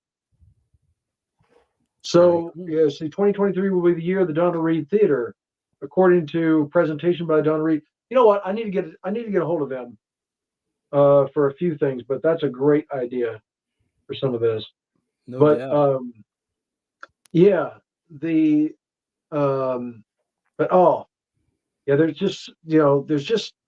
There's so many cool things that we can. That's the fun thing about the Elvis world. There's so many fun things that we all can do. That and also in the service of, and that's the way that we like to look at it, is doing things that serves the Elvis community, and then finds ways to raise funds so we can do more for the Elvis community in ways that other folks either won't do or would not be able to do, or for whatever reason can't do. Yeah. And I was speaking of that, John and I filmed videos talking about the May Festival, the Spring Festival, which is May 3rd to the 5th, 2024 in Nevada, Iowa.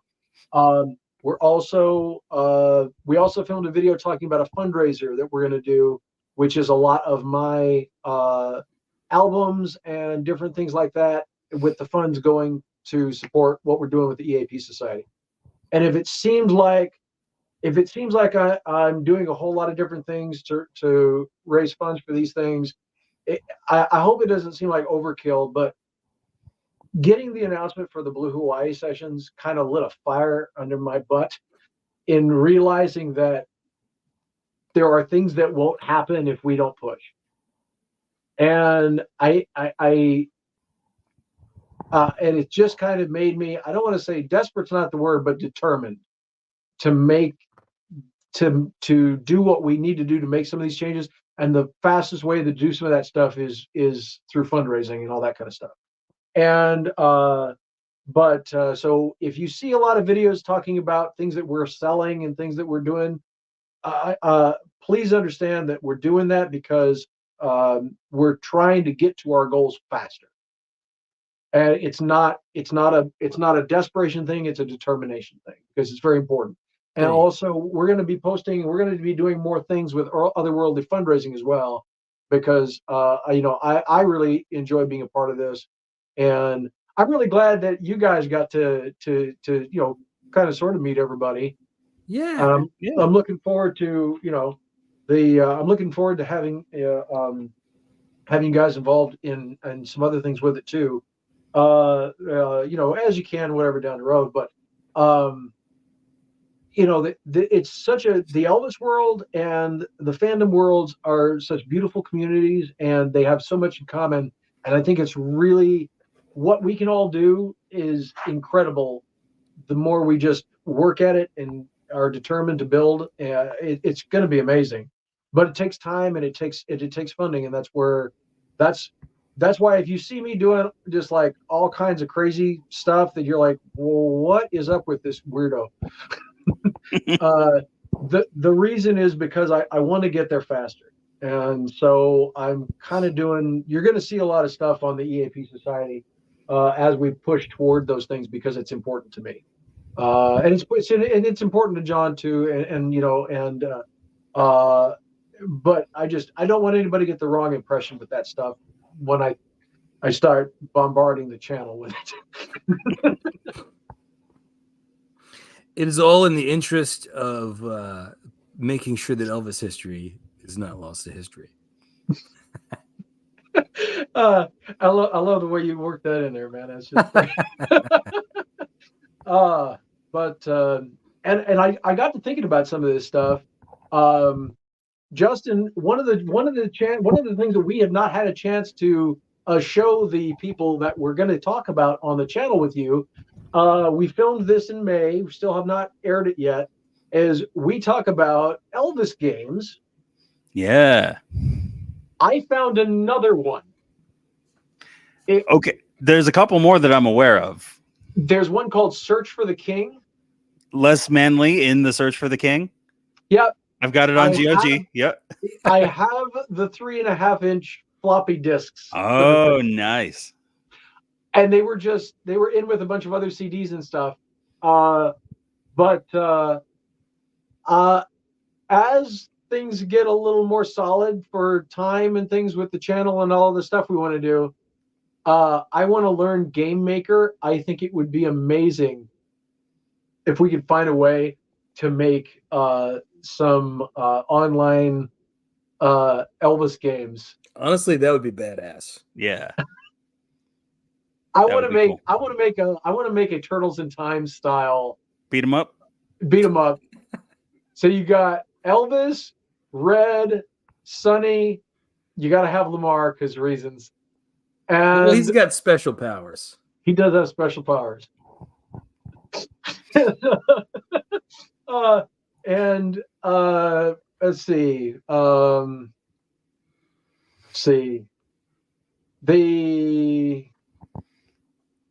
We have to figure out characters from there. But you have a cutscene in between levels where Red and Sonny get kicked out for manhandling the enemies. Yeah, if you go too forceful, you get sued. Yeah. Actually, you know what? It's a point system, and if you're too forceful, you lose points. That's funny. That's amazing. So, was there another game you were wanting to talk about? What's that? Was there another game you found, or was that the only? Oh, I just wanted to say that I found that, and I found some other game stuff. But to be on the lookout, we had so much fun talking about games. Yeah. I mean, that was a joy. And that's what made me think of, I was just thinking about the games that I found. I said, that's why I wanted to kind of tie that all in. When we were talking, I remembered, like, as I was driving down the road after coming to see you guys, it hit me what I had meant to say during that discussion about Harem Scarum. And I should have thought of it, but Harem Scarum as an Assassin's Creed open world game. That would be amazing. Oh, that would be amazing. That's, yeah. I mean, Elvis has 2 attacks. This and the foot push. Those are the 2 attacks. But no. And he can pull people's shirts over their heads because he does that one of the things. When there's stealth mode, he's got to go under the water. Yeah, that's right. Oh God, that's perfect. Oh, John, Mhm. we need to do an Assassin's Creed style edit from scenes of Harem Scarum. Yeah, we could probably do that. I could probably pull that off. That would be incredible. I think that there was another movie I was watching the other day that I was thinking, you know what, this has got a lot of re-editing potential. I think it was Roustabout. Yeah. There's a lot of things you can maybe do with that one as well. Well, I tell you, do you guys have anything else on this subject? Because I had another thing I was wanting to bring up, but I don't want to move on if y'all are still talking. No, we're good. Go ahead, man. So recently, I found at an estate sale in Memphis something that's pretty interesting that I picked up, and I didn't realize how interesting till I got home to look through it. So I found an entire bound volume of the Commercial Appeal newspaper from July 1955. So it's every paper from the entire month of July 1955 with the inserts and the comics and all the extras that came in the paper. And I got this because the July 31st edition has got the ad for Elvis's 1955 show at Overton Park Shell that was also Johnny Cash's first performance. What I didn't count on was that inside the papers, looking through them from day to day, there are lots of little bits of context that shed light on things that you know about Elvis or about the time period that you maybe hadn't thought of. And some of these I'm going to save for our Memphis show because I got some good little tidbits out of this that are really clarifying. But one piece that I wanted to share was we've talked on the channel before about how Dixie Locke tells a story about her and Elvis, and I think Gene Smith and maybe Louise, that I think they were just dating at the time, all went to see a movie in West Memphis. And at some point in the night, Elvis disappeared and he showed up on Dixie's doorstep, right? And I've often wondered, like, why he did that, you know? But first of all, I was wondering, like, there's so many theaters in Memphis. Why would they drive over to West Memphis to see a movie? That didn't make sense to me, you know, because it's all the way across the Memphis, Arkansas bridge. It's about, you know, from Midtown where she was probably living. It's a good 20, 25-minute drive. There are lots closer theaters you could have gone to. Yeah. But this newspaper edition helped me figure out why that would be. I'm sure you guys have heard about Lloyd Benford, who is a film censor and was apparently very strict about not letting certain films get shown in Memphis, like if it was too sexy, if it had too many people of races he was not fond of. He was a weird guy, you know?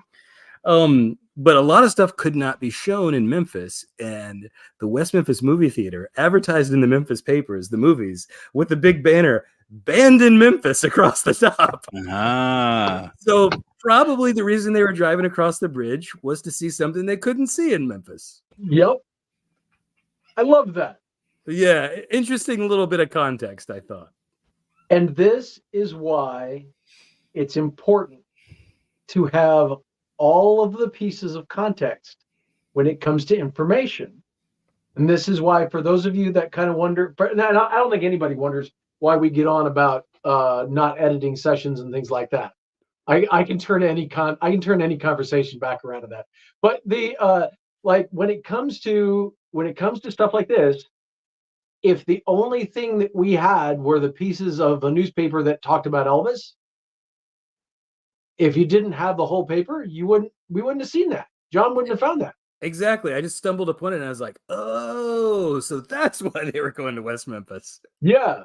So like that's why having every available possible bit of context for something that you might not think, if you just saw that without any sort of context, you'd think, oh well, that's maybe that's interesting, but it's not that important. Throw it away.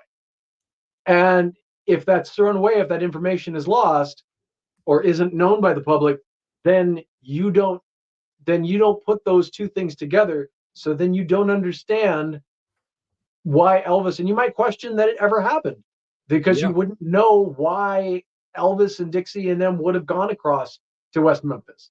And So, most people probably wouldn't even so wonder cool. why that was, but like that clarified it for me. Like that made sense, Yep.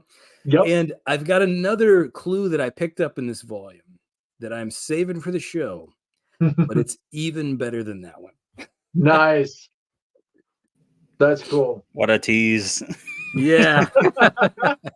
Yeah. Now, do you want to save the rather large book?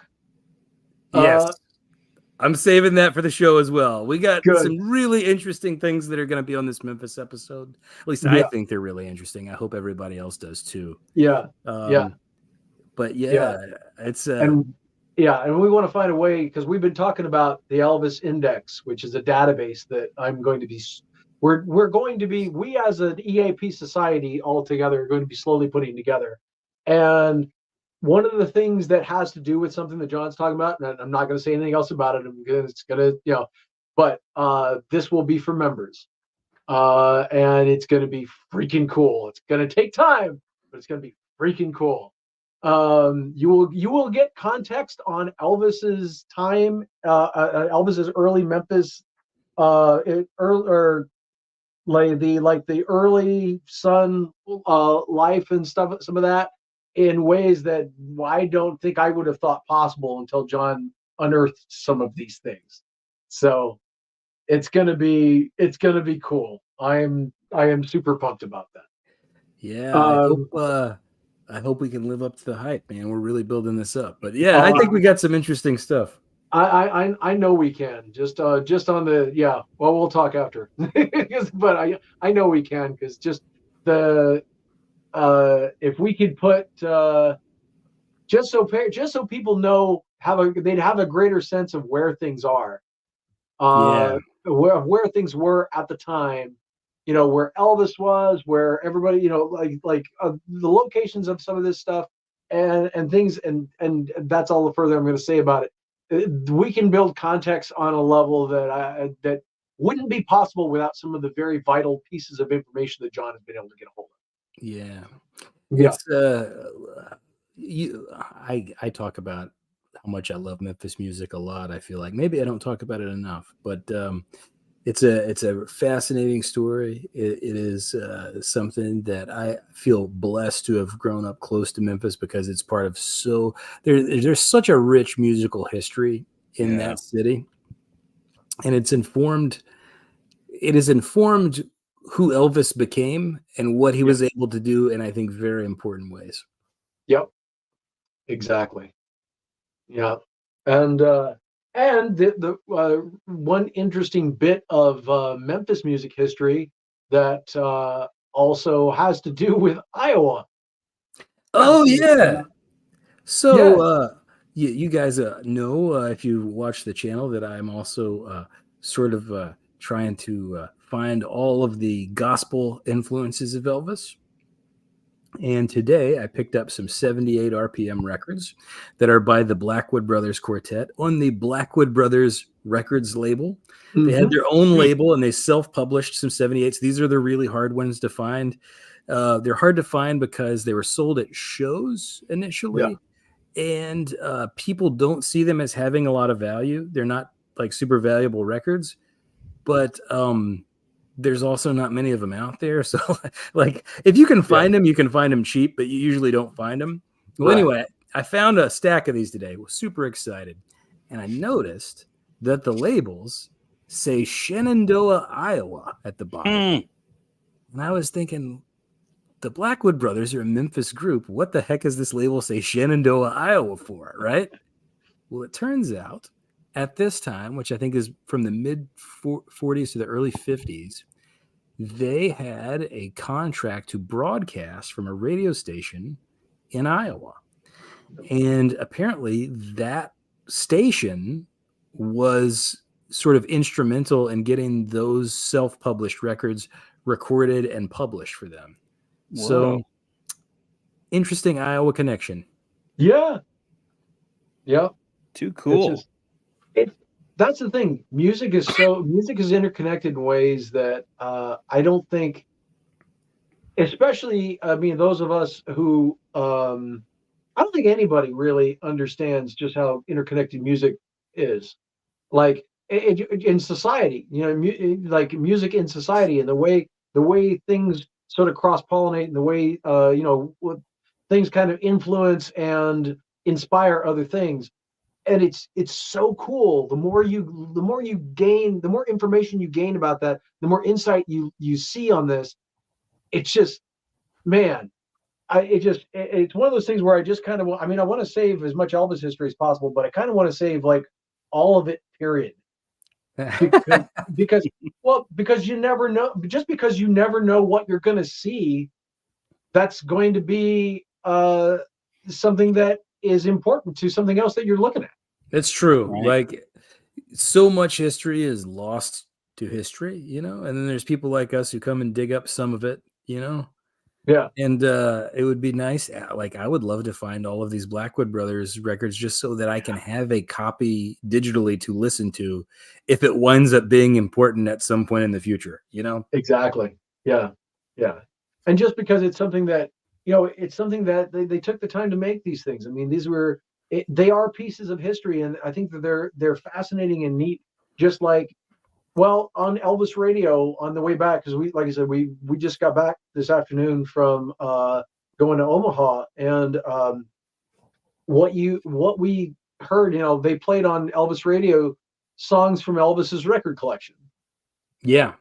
Yep. And all of that's really cool. I mean, and that's stuff that, if you didn't know those things, the less of that stuff that we know about, the more it seems like it's just sort of a bubble in the middle of nowhere, and we don't get a sense of where it all sort of stems from, and how it's not very often, in a lot of times it is, but it's not always just one thing. It's a whole confluence of influences that make that. Here's what I found about the gospel world that's kind of crazy. Like, we take for granted that all of Elvis's recordings that are known to exist have sort of been collected and are kept at RCA somewhere in the vaults. Yeah. So they're preserved whether we have access to them or not. Yeah. When I got into the Statesman Quartet, who is one of Elvis's favorite gospel quartets, it's such a crazy situation because they were signed to RCA and they made records for RCA, but it wasn't an exclusive deal. Like, before then, they had also recorded for Capitol, which was a different contract. But while they were recording for RCA, they also had their own label called Statesman Records that were sold at the shows and maybe through a radio thing too. Yeah. And then they also had a separate label called Skylight that they published albums and things through, that was sort of, circulated through Christian stores. But on top of all that, there are also live recordings and radio broadcasts that were syndicated going back to the 40s. There's like thousands of hours of Statesman content out there. So it's like not possible to even preserve all of it, but I kind of wish that it was, Well, hey, let me grab this before it falls. If we get into enough of a position to help save Elvis history, honestly, I think preserving as much of the Statesman history as possible is important to that. Or all of his influences, right? Like, something that me and Justin have been talking about is how, like, with Roy Hamilton, who is one of Elvis's all-time favorites, not only can you not get all of his recorded works on CD, but he's got a whole album that he recorded at American Sound that's never been heard by anybody. Yeah. True. Yep. That's a crime. I would love to save that stuff. Yep. And we might have some connections there, so we'll see what we can do about that. Let's hope. But yeah. Well, I tell you, talking about movies, because we said movies and more on the discussion things. We talked a little bit about favorite movies and some of those kinds of things. And don't forget, everybody, check in the live chat. Otherworldly Fundraising posted the Just Giving page, so you can help donate to Mom Bombs, which helps mothers and families in distress, and we really appreciate it. And that's what we're here today to raise money for. So, and of course, for the folks that don't know about the EAP Society and the TCB Cast, I want to kind of cross pollinate and cross promote there. But be sure to go and click on. Thank you very much for reposting that. The Just Giving page. So please donate to raise money for Mom Bombs. They are trying to raise their first goal as $1,500 to Mom Bombs, and I think. Are we at 40 or 60? I can't remember where we're at. But see, they're doing fundraising all year, so it's not just going to be tonight. But if you want to help support, then go ahead and go to that link in the description, and you can give to them. That would be okay. We're at 40. Okay, that's cool. So, but this is just the first event of. They're going to do events every month, or just about every month. And of course, the big thing that they do in the middle of the or toward the end of the middle of the year. And so that's going to be really special. But today we're one of the things that we were going to talk about was we talked a little bit about movies, about Got Girl Happy and very little. That's exactly I saw where you were going with that. Yeah, that's exactly where I was going with that. So we talked a little bit about like essential movie components and things like that on the channel. And we've talked about, but just for the folks that maybe haven't seen this on the other, you guys talk about what would you say your favorite Elvis movie is, and do you have different types of favorite Elvis movie? Justin, you go first.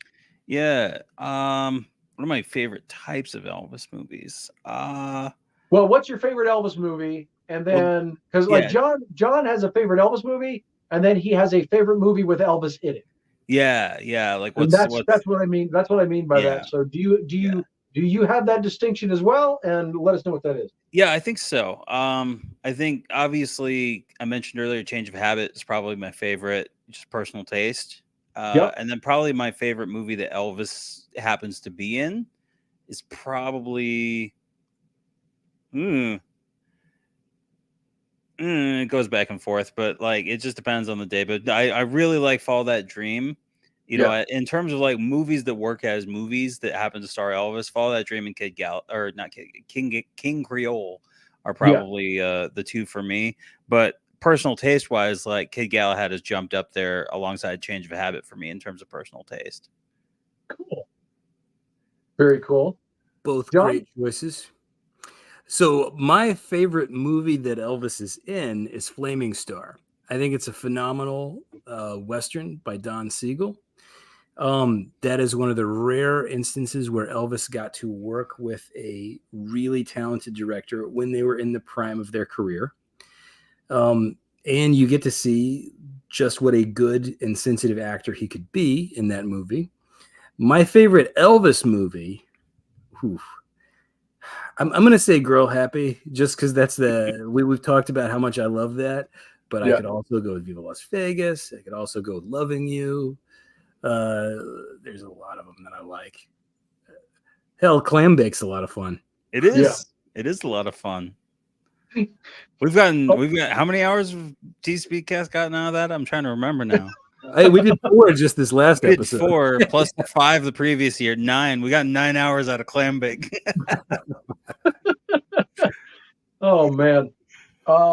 Let's see. Oh, by the way, one of our members, Kylan, gets a kick out of John gets a kick out of how much you don't like Double Trouble. Don't get me started. Least favorite Elvis movies, it's that one by a mile. I guess not even a close second. Ditto.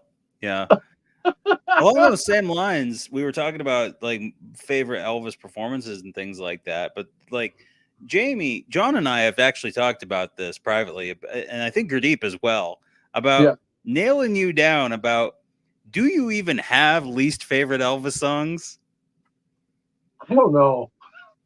Like, I don't know. Well, I mean, if I had to pick something, it's probably like Signs of the Zodiac. But again, least favorite in what context? Like, it's not. There's not a.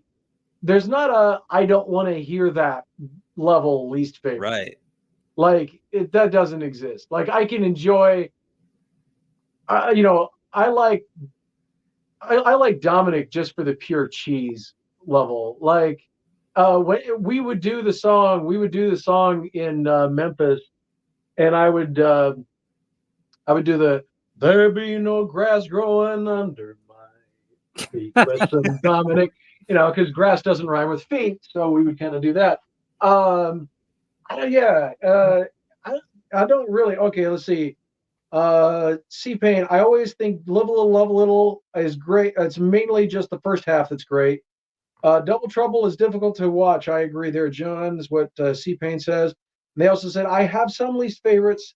How about This Is Our Dance? Not terrible, but there are better songs of his in that style. Honestly, I actually quite enjoy This Is Our Dance. I'll tell you what made me understand what This Is Our Dance is supposed to be is when I was compiling a CD of Elvis lounge material, right? And why I was doing this, like, don't ask. Like, there's no reason. But when you think of Hey, it's like the Grinch.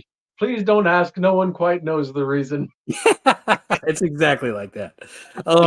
So if you think of This Is Our Dance not as a June of 1970 song, but as something that was like maybe a leftover from the Live a Little, Love a Little era, think of it along with Wonderful World and that kind of thing, it makes a lot more sense.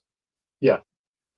And that's why context for a lot of things is important. I mean, now granted, the context for This Is Our Dance is not Live a Little, Love a Little. No, it's June of 70, and it's far weaker than everything else he did at that session. Right.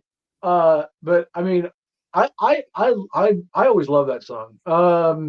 I appreciate it now that I listen to it in that context. Like Elvis really does, he does try with that song. He really does put himself into it, you know? Yeah. Now, if I gotta offer my least favorite, I don't think it's a secret.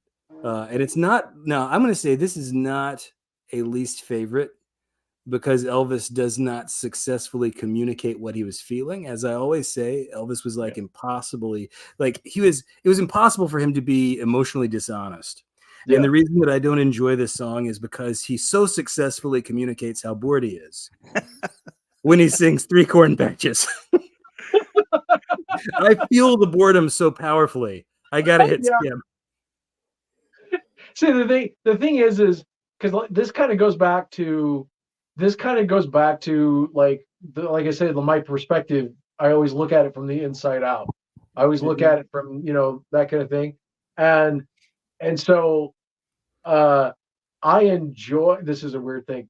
I enjoy the level of boredom in his voice. I think it's just absolutely hilarious. You can almost hear him glancing at his watch between lines. And it's just like, and he's just, well, but he's also kind of like, you can be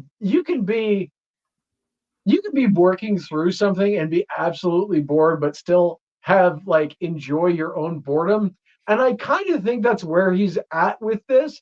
Like, is like he's kind of like the way he's playing with the. It's hard for me to explain without just standing up and doing it. But to do it, it's like, it's weird. It's this weird like line between. I wish that he'd at least had enough fun with it that he would have treated it like it's a dog's life. Because first of all, it's not Elvis's fault that he didn't get a good take out of that song. Like, it's just not a good song. The lyrics are freaking stupid. Yeah. They're stupid and hokey, and like it is far and away maybe the worst thing Lieber and Stoller have ever written. Oh yeah, right, yeah. Oh, now Kristen says, I like Viva Las Vegas. Anne Margaret at her most Anne Margaret-y. I love awesome. Anne Margaret. That's no secret. Yeah. And I think that movie is superb. Oh yeah. Oh, C-Pain says, I love Almost in Love. Great track. Yeah, that is a fantastic track. Phenomenal song. Just like with Elvis songs, I have a really hard time picking Elvis movies. If I had to pick a favorite movie that Elvis is in, it's going to be Follow That Dream. Favorite dramatic performance, I have a really hard time because, yes, King Creole is amazing. Jailhouse Rock is also very good. Yeah. His dramatic readings in that are very good. Same with Flaming Star, but I don't place Flaming Star in the same category quite as I do with like with King Creole or Joss Rock. The One of my favorite Elvis formula movies is Spin Out. I love Spin Out. It's a fun movie. It's just fun. It's goofy. It's different. It knows it's goofy and different, and it's just like that's just fun. Like the Spin Out is sort of the high bar of what our Elvis movie is going to be. Spin Out it's a lot of fun, and it's quirky and different too. Like you said, it's a very '60s film. Yeah. I like that one, and I like Speedway as well. I think Spin Out is going to take the lead just because Shelley Fabre is in it. Right. But I like both of those. Yeah. Let's see. C-Pain says, I'll offer at least one more least favorite, A Girl of Mine. It's not terrible, but it's definitely a waste of the great Al Jackson and Duck Dunn rhythm section. That's true. Like, those guys were in Booker T and the MGs. They're famous for being like one of the funkiest rhythm sections, at least outside of the Memphis Boys, in the city of Memphis. Yeah, they're on all these great soul songs, and what Elvis uses them for is, well, I mean, I'm sure this is not what he was not thinking, oh, I'm gonna waste Duck Dunn and Al Jackson Jr. on this song, but like, yeah, it's just it's kind of perfunctory for having those guys on it. Mm-hmm. Yeah. And they also said, I think I better appreciate Spin Out than I used to. The songs are very good. Yeah. So yeah. You see, the thing is Spin Out is one of those soundtracks, and that's one of the perspectives that I can kind of lend to stuff that is sort of unique, I guess. Is I'm a nerd who has performed all of these. Right. So like, there is something fun about the reciprocal energy that the Spin Out soundtrack brings out in people.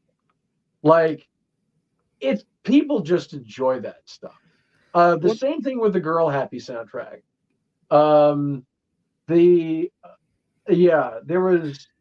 That's one thing. The difference with the movie songs that we don't have is we never really get a good sense of how his live audiences might have reacted to material like that if he had carried stuff like that into his, live shows in the 60s or something like that. If he had been doing live shows, if there had been some sort of stipulation of, oh, you have to include a song from Easy Come, Easy Go on your next tour or something like that, we have no sense of how audiences would have reacted to that. That's one thing that there's just not that extra level of where we can hear it with a different ear and hear the crowd reacting to it. And that's something that is nice about hearing, tribute artists and stuff like that do it, because you get like, oh, there are actually people that do like this, or presented in the right context, it becomes more entertaining than it might have been as presented in the scene in the film. Yeah. Well, and the other thing that's different about what I was doing compared to, like, most of the time people will throw in a song or so in the midst of all the other stuff. Like, what I would do is I would do a double trouble set. Like, I would do Of course you would. What? Of course you would. Because I mean, Double Trouble is a great song to start off. It's fun.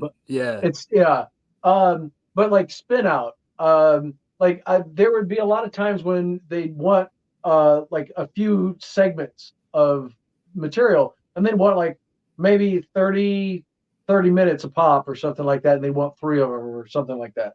And so one of those would be Spin Out, one of those would be Double Trouble, one of those would be Paradise Hawaiian Style or whatever. And because they didn't get to pick what songs I did. So we do like a 50s, we do like a 50s set or whatever. But then then the next set would be, so it wasn't even getting to see what people would do reacting to those songs alongside like Hound Dog or whatever. It was literally like, how do people react to an entire set list of Spin Out material done in one of the outfits like the film and the whole 9 yards? And people love that stuff. It's that there's a fun the fun nature of the material is such that it's just, I don't know, man. People get into it. They smile. You wouldn't think it would be the case, but they do.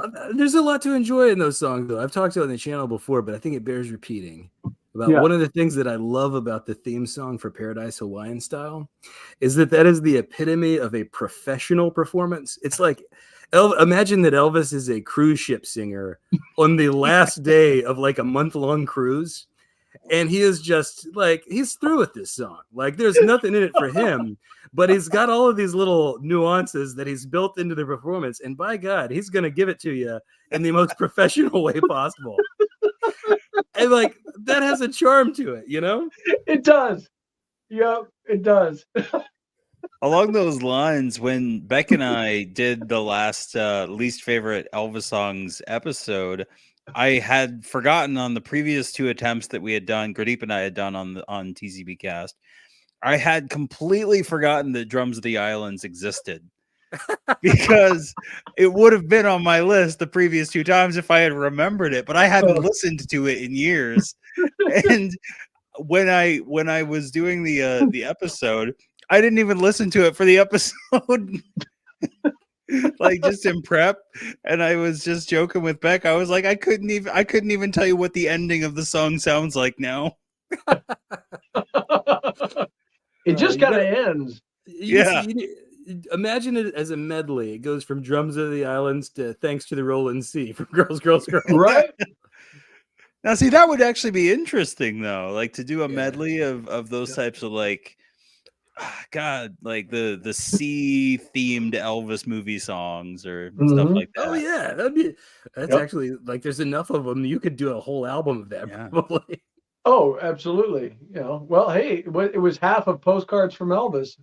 Oh man. You know, one day I'm actually going to listen to that as we compiled it, but right. Today is not that day. Today's not that day. Oh man. But and speaking of compilations and things, one of the things that we're going to do, this will be both on possibly on the YouTube channel, but definitely on the website. As we move forward with the index and things, is talking about wanting to give as many different types of context for Elvis songs as possible, so that way, if you want to lead new Elvis fans or potential Elvis fans to something, you've got lists that they can listen to, like YouTube lists, Spotify lists, whatever. That's something that we want to do with the EAP Society that I think would be really good. Like, for instance, here's all of the songs from 1956 in order, but then if you want, like, if you got an old country fan who maybe wants to get into Elvis, so you send them to this stuff. Or if you have a blues fan, you want them to get them into Elvis, you send them to this playlist. Just ways that we can help the Elvis fan community help itself, to grow and to reach more people and all this kind of stuff.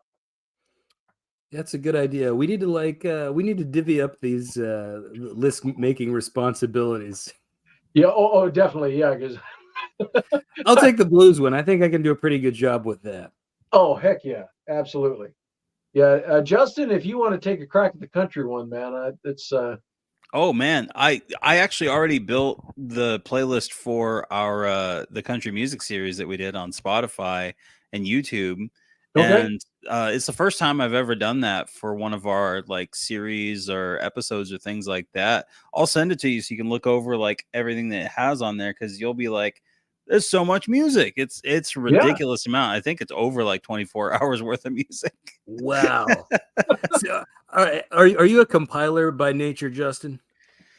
I dabble, I guess. I love compiling. Like, I'm an inveterate compiler. I make up just like weird ass themed compilations of Elvis just cause, or other artists too sometimes, but usually Elvis, because there's so much you can play with, It kind of goes back to the idea of, mixtapes and mix CDs and things like that. Exactly. Build a set that really feels, it has the vibe that you want to go for. Yeah, I'm just looking at it now. 28 hours and 12 minutes is the length of that playlist. Okay. Wow. Now, are those all Elvis songs? No, there's Okay. Elvis in there. There's everything else too. So Okay. Yeah, we're talking about building playlists of Elvis music to, yeah, for different fan groups. So that's yeah, that's yeah. No, cool. no, definitely. But like from that, you could pare down to here are the Elvis songs that are country that you could, Yeah, yeah, totally. you could Yeah, absolutely do that. yeah. I'll send you guys that link. Yeah, Cool. Yeah, I'd love let's to hear. hear it. And our one of our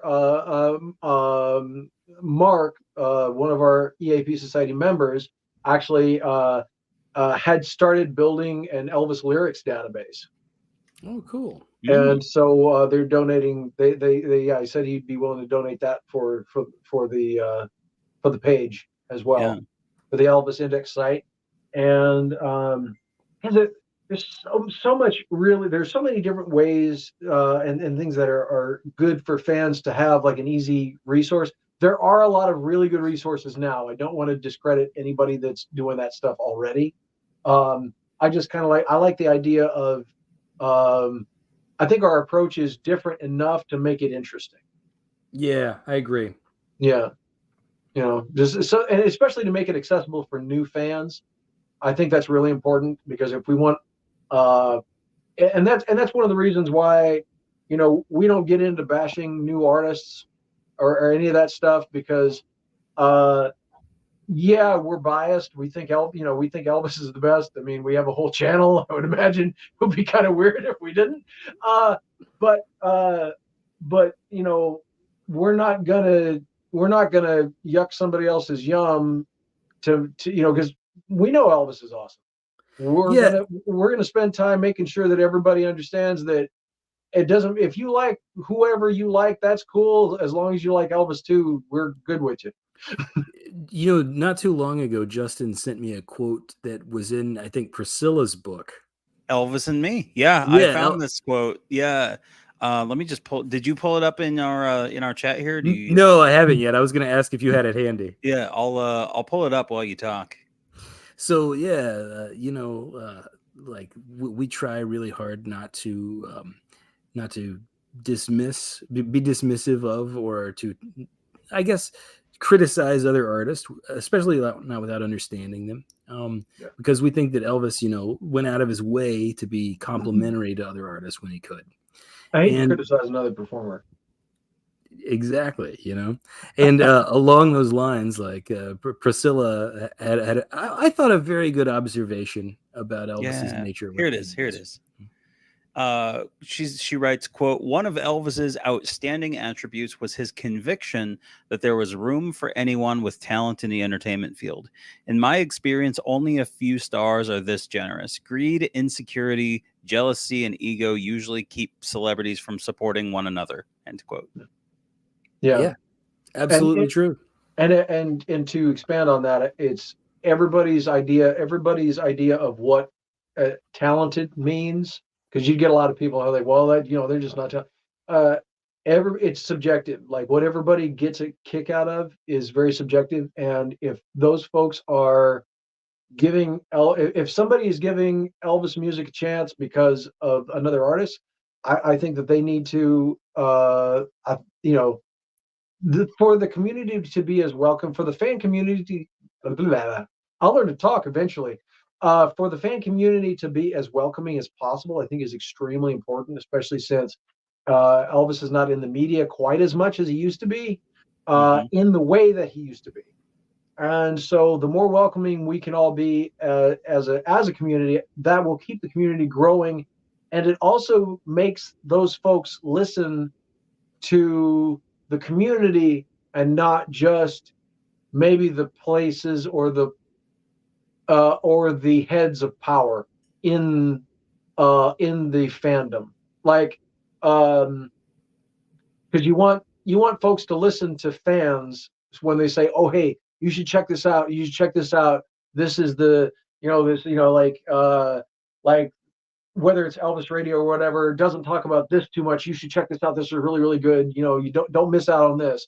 You want them to listen to you when you say that, because if not, if they do get into Elvis, they'll only go to those first places, and there's a lot of information that they'll miss out on because they're Right. not listening to the community, because the community to their mind is not welcoming. And especially the way younger people are wired, the more welcoming you can be, the better. I cannot stress that enough. And that's one of the reasons why we try to be as positive as possible whenever possible, because it's really important to be the face of that, for things going forward, because it's important to us. See, and I'm also a little bit sensitive on this subject because I know what it's like. In addition to being a massive Elvis fan, I Yeah. am also a big Bob Dylan fan, right?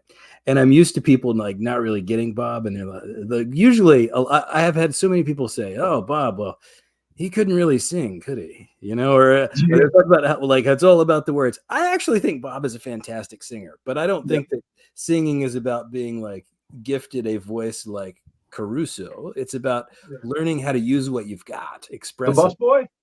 Yeah, the Caruso, the bus boy. Bring him up here. To keep your old line. Kristen said, gatekeepers don't do anyone any good in general. Yeah, I completely agree with that. Yeah. We want to be the gatekeepers who keep the gate open. Yeah, I just want to at least keep an open mind, The gate of my mind will be open. Exactly. But no, that's a great point. Well, and the other thing is John and I talked about this before. I tend to gravitate naturally somehow to fandoms that are very popular but take a lot of crap. Like, I'm a massive Elvis fan. I'm a massive Superman fan. And Superman is incredibly popular, but gets shellacked on a regular basis, even by his own parent company, which is dumb. Twilight and 50 Shades of Grey, all of that stuff. Like, these are things that have great, I mean, there's a lot more than that. But like, and of course I'm into like, popular stuff that's just popular across the board. Deadpool, Mario Brothers, Ninja Turtles, all that kind of stuff. But there are so many things that you get into enough of these circles and these fan circles enough, and you just start to realize it's silly to give folks a hard time for what they get into, because everybody's into their own things, and it's a waste of everybody's time to do anything else, really. I mean, you can just say, I'm not into it, but that's okay. And like, what do you really gain by like scoring points against something that you don't like if you don't get it? Right. like there's nothing to be gained out of that, Exactly. Yeah. I mean, on the other hand, I feel like I can maybe help people appreciate what I do like by articulating why I think it's something worth appreciating. Exactly. Yeah. Heck, I mean, my general exception to this whole rule is anything pertaining to like Snyderverse stuff. But I still even enjoy listening to Snyderverse fans talk about how much, like, I have friends who are huge, who really enjoyed like Snyder's Superman, and hearing their stories, I can enjoy their enjoyment, even if it's not something that I like. Even if it wasn't something for me, that's okay. I can enjoy what they. C-Pain says, I deal with that with Neil Young a lot. I'm a big fan. His voice is fine. Never bothered me. Never bothered me a lot. Sorry.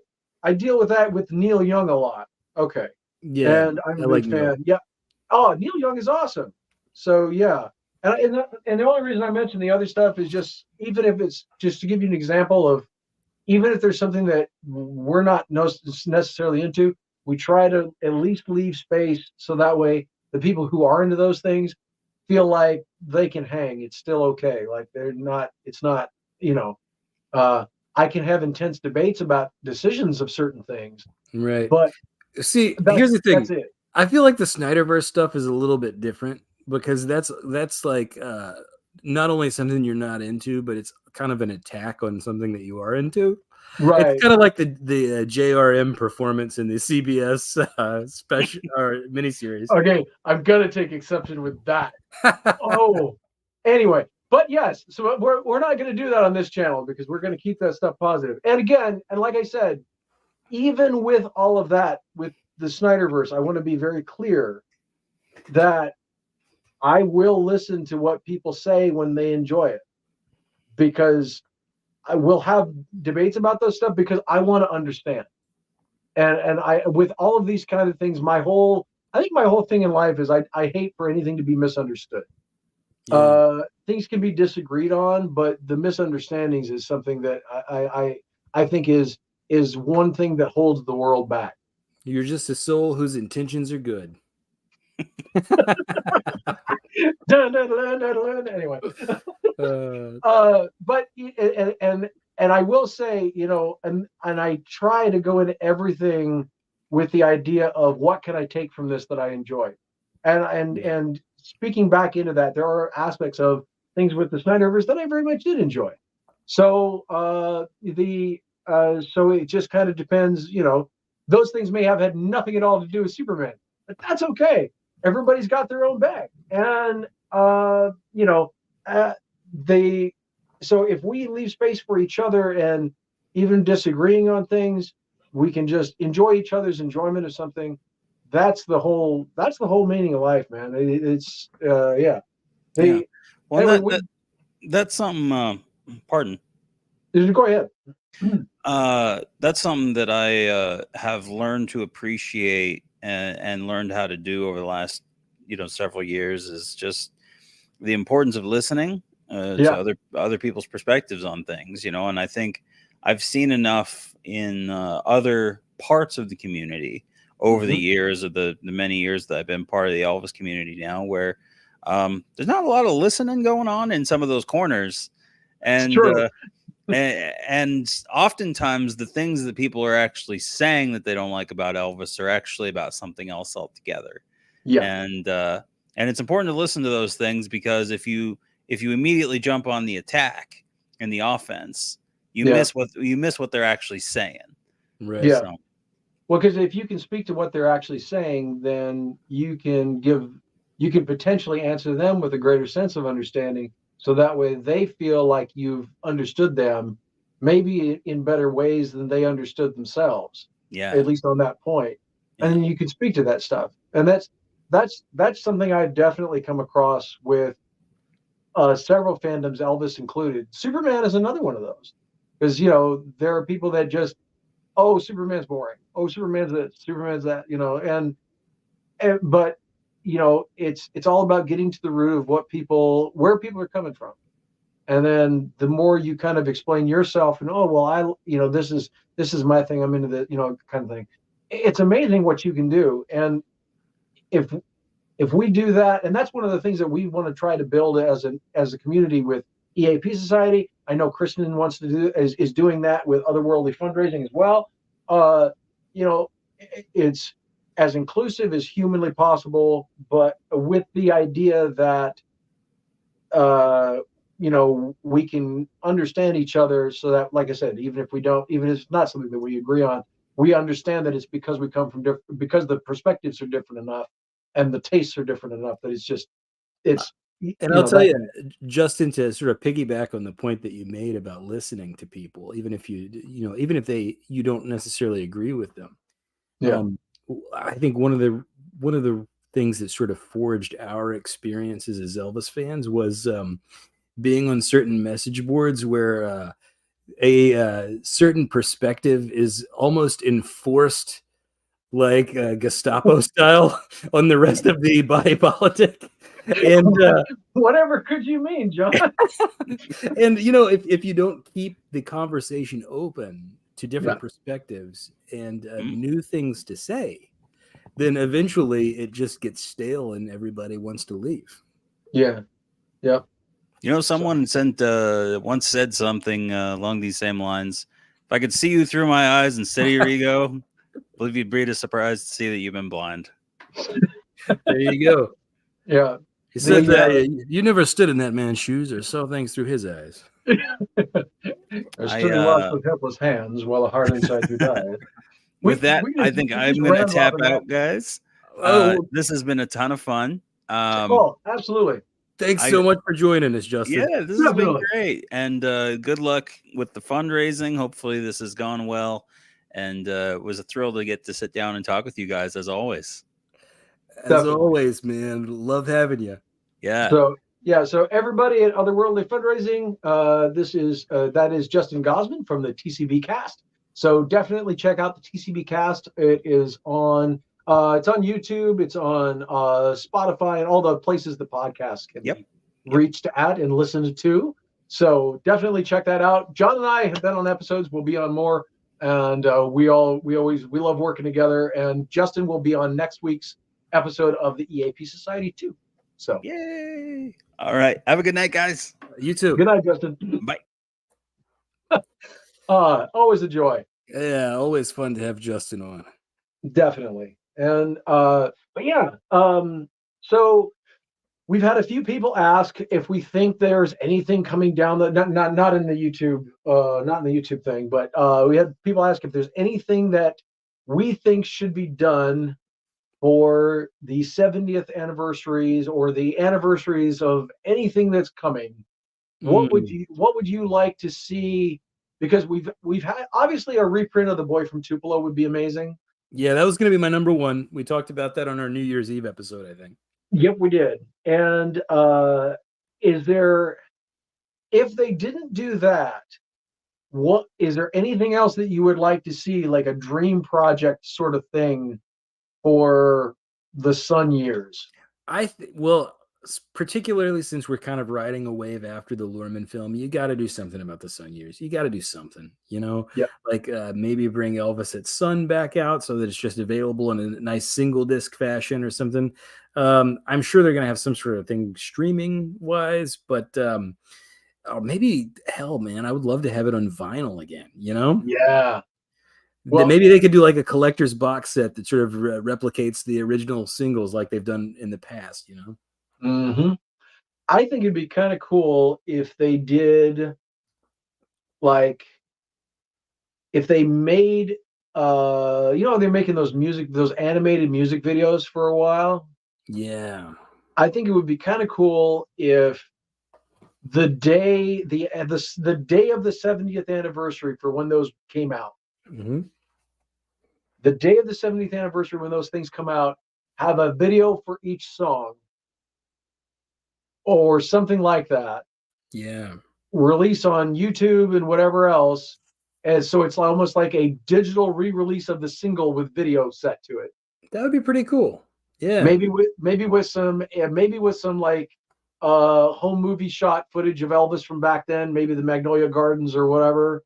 There's a lot more out there that they could purchase from a certain black hole of the Elvis world. Exactly, right? It's unfair to say black hole. There's private collections with things out there. Exactly. EPE knows where to look. Yep. There's it would be really cool to have things like that and drop them on the anniversary dates and make an announcement. This is coming. Go on the Elvis YouTube channel or whatever, and it's gonna hit on the 70th anniversary of this date. Wow. And just have a schedule of when it's gonna hit, and maybe there's gonna be maybe it plays live, and then maybe there's bonus stuff that you don't get if you miss the live when it hits the first time or the first couple times. That way it's like what do they call it? Not must see scheduled programming. What do they call it when you have to be there when it happens? And it's I have no idea. There's a television term for that, and I'm blanking. But it's like anyway, but it's like deadline programming, like, tell everybody, okay, it's going to be at 7:00 or whatever on this date. You have to be there, and you're going to get extra stuff that you won't see after that. And do that on the 70th anniversaries when those things hit. And then all of that comes out, and then there's a 2 CD box or 2 CD set. I'll tell you something they could do to make a really special Elvis at Sun release that would be an essential purchase for everyone. Yeah. Okay. you can do this on vinyl and CD, have it in both formats, Mm-hmm. have every single Sun master in beautiful, perfectly mastered sound, including the dry That's All Right. Yeah. Also include the Jack White transfers of My Happiness and That's When Your Heartaches Begin, and have the second acetate done the same way. Exactly. You do that, everybody's going to need it, because the sound Everybody. is so much better on that Jack White 78 than Yep. what we have on CD. Oh, so much better. Yeah, I completely agree. And they need to make a bigger deal of the Jimmy Sweeney disc. Yeah, hell, you could add that on as a bonus track. Yeah. Yeah. I think that would be and incredible. like that's just emerged recently. A lot of Elvis fans probably don't know about it. Yeah. So if you added that, just the masters, I'm not saying outtakes, maybe you could Right. include like the significant outtakes, like When It Rains, It Really Pours, and the slow Right. version of, the Elvis at Sun track list with the acetates in best possible quality would be an essential purchase. Yeah. Oh yeah. But I do love the idea of having a collection of them in 45 or 78. That'd be cool too. And I almost feel like it'd be kind of cool if they could do some sort of a thing with that, some sort of a music player that would have like do like a digital, do like a speaker, and on the top it looks like a small record player, and you move the little handle, or you move the stylus, and it doesn't really do anything, but it makes the Sun record spin, and it starts the playlist. Also, I don't know if we are currently aware of the location of the Hayride acetates. I know where the one is. That was very controversial that they included. Yep.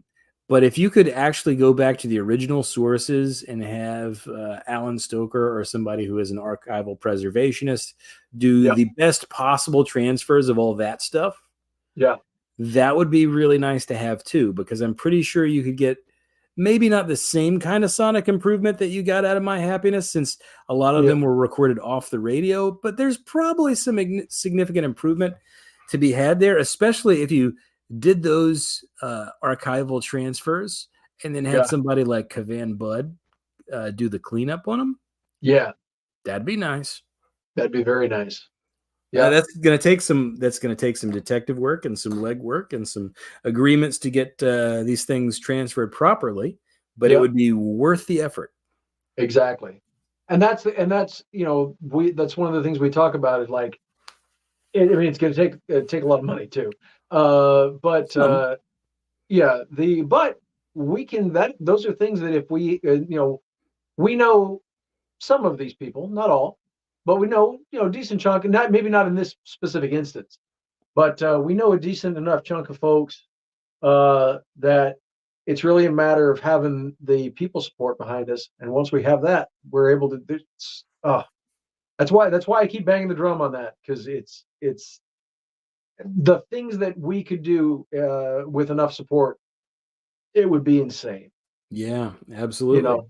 Yeah. And of course, I don't know. We're not really at liberty to divulge this, but with some appropriate legwork, there are some pretty big 64 anniversaries that something could be done with as well. Yep. But it's going to take some time and detective work and a little bit of shoe polish to get it done. Exactly. Oh, C-Pain said, I wish the Jack White transfer was available in high res. Agreed. It's available to me in high res because I did it myself. Yes. Yeah. Thankfully, we have 78 RPM. We have the record store day releases, and we made transfers. I think yours turned out better than mine, so we just used yours. But yeah, that's the only way to get it right now, which is unfortunate. Yeah, Getting a direct transfer would be nice. And the 78 is like way better quality than the 45 they released the subsequent year, because that one they had somebody do some digital cleanup and they didn't do a bad job, but I always prefer the unprocessed sound because I want to do my own cleanup. Exactly. Yeah, that's a dream, man. Jack really did the Elvis world a solid with that one. He absolutely did. Well, and this is kind of going back to what we were saying. I think that's why, with session releases and some of that stuff, I almost kind of like the idea of, for the most part, giving folks raw audio. I don't know about that. I mean, maybe nuts like us. The general public wouldn't be interested, though. Well, but the general public isn't going to buy sessions anyway. I mean, I like the idea. I like the idea of. I mean, you can have cleaned up versions too and all that stuff. But I'm just saying, like, if you do some of the stuff that we've talked about, like 5.1 mixes and all that, there's less that you need to do as far as noise reduction. So if you could just do some real gentle stuff just to make things pop just a little tiny bit, you don't need to go overboard. Just make it sit nice. Just make it sit nice in the mix, so that way nothing's like too loud or too soft or whatever. But other than that, you just kind of let it be what it is. I think there's glorious ways to there are glorious results to get out of the audio in drier fashion than we're used to. So let me ask you this: with any of the 1974 recordings for anniversary, is there anything special you'd like to see done with any of that stuff? 74, like the August stuff. Any of the 74 recordings, like you've got the March ones from Memphis, you've got the August 74 stuff, you've got lots of stuff that's available from that year. Like I definitely think, like, it might even be a neat idea to like do a record store day vinyl on the opening night 74 soundboard. Like that'd be cool. Yeah, if you could fit it on a disc. If he can do a mix the way he's been doing mixes, I wouldn't mind a Matt Ross Spang version of the Memphis 74 show. Yet another mix. This is going to become like Blade Runner. There's so many different edits of it. Who knows which one is definitive? Yeah, exactly. I mean, that would be cool. I will say I would like the whole show in the original mix without the added audience. Yeah, I'd like the whole show in the basically a better transfer of the Steamroller Blues. Here's the thing, though. I don't think that exists. I don't think they actually mix the other tracks, because the Steamroller Blues, to me, it's not the same mix when they go into the other songs. Oh, you're right. Yeah. Well, okay.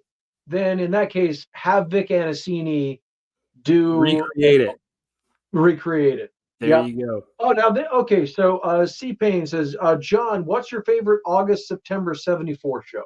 Oh, without question, opening night. Love it. I also like I like Desert Storm, for obvious reasons.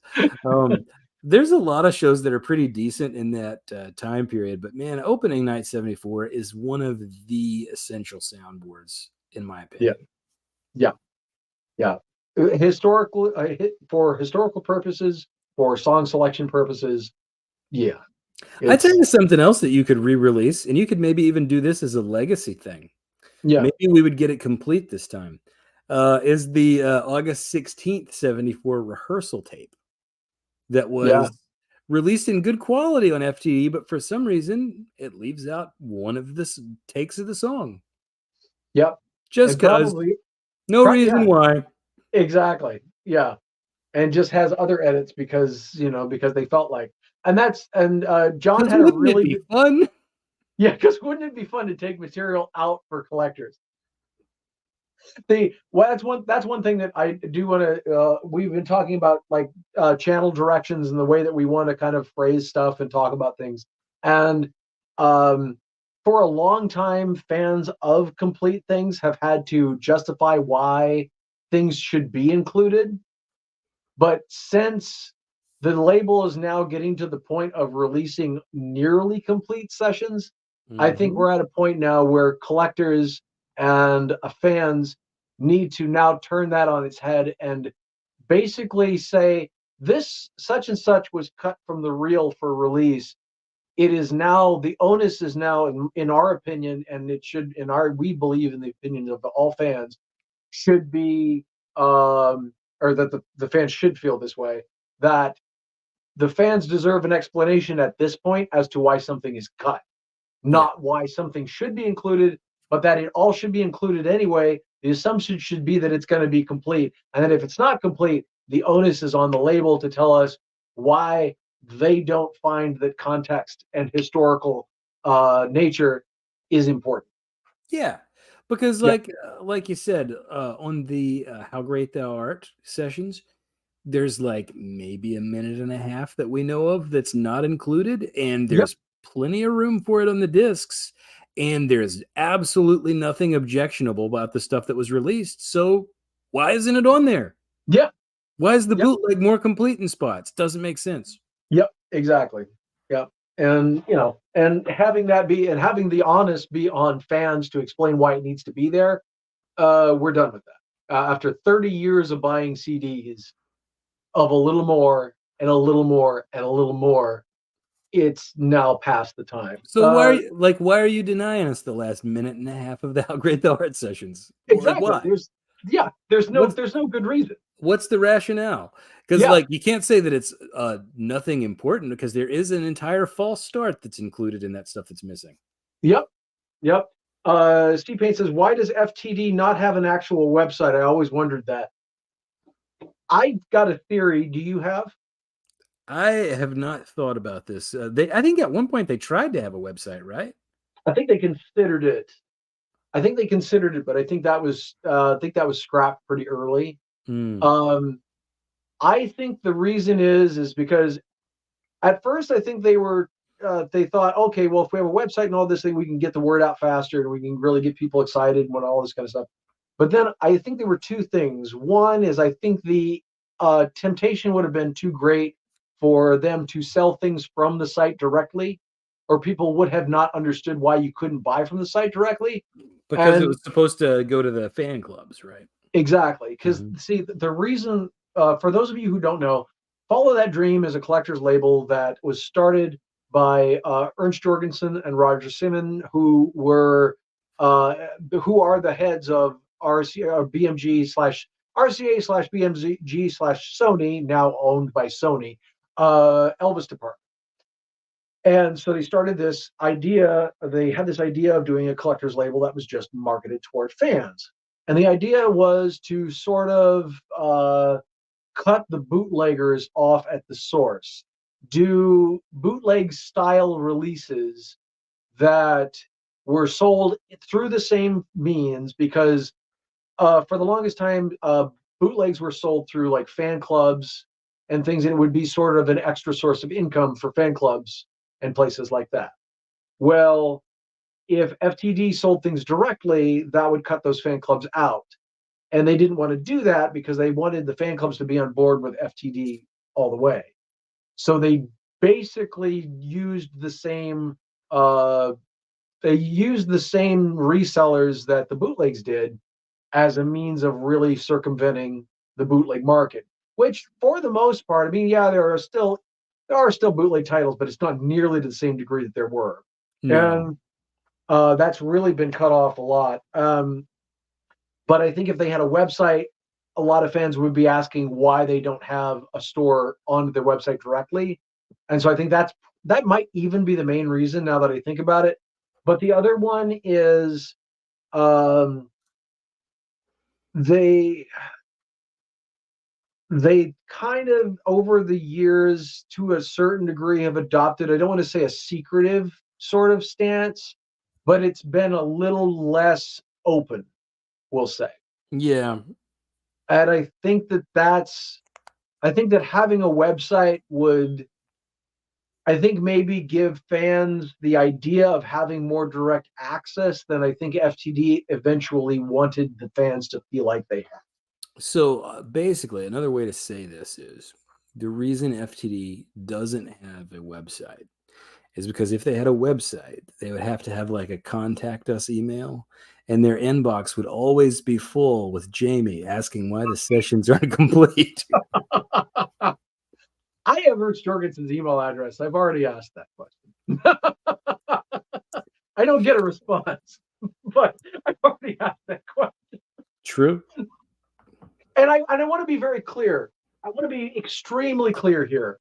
When we talk about these things, John and I have gone to great lengths to talk about, to express the fact that we are eternally grateful for the incredible, amazingly, gobsmackingly amazing amount of work that Ernst and Roger have done over the years for the Elvis fan community, and like so much of not just the general public's understanding of Elvis's material, but also the fans' understanding of Elvis material is directly due to the work that they have done to recontextualize these things, so that way fans in the 80s and the 90s and the 2000s would slowly gain a greater understanding of Elvis's recorded output. But because if you listen to fans, the way fans used to talk about, even fans used to talk about Elvis's recorded output in the 80s versus the 90s versus the 2000s and the 2010s and all this kind of stuff, that progression is, when you look back on the way the way fans even used to talk about some of Elvis's songs, it is now different enough to the point that when you see someone talking the way everybody talked in the 80s, they seem the outlier now. Yeah. And Agreed. that, I believe, and John, we both said this, is a direct result of the incredible amount of work that Ernst and Roger and everybody at RCA, BMG, Sony have put into carefully compiling things for the most part, and the amount of time and effort that they've gone into. This is not, our criticisms do not come from a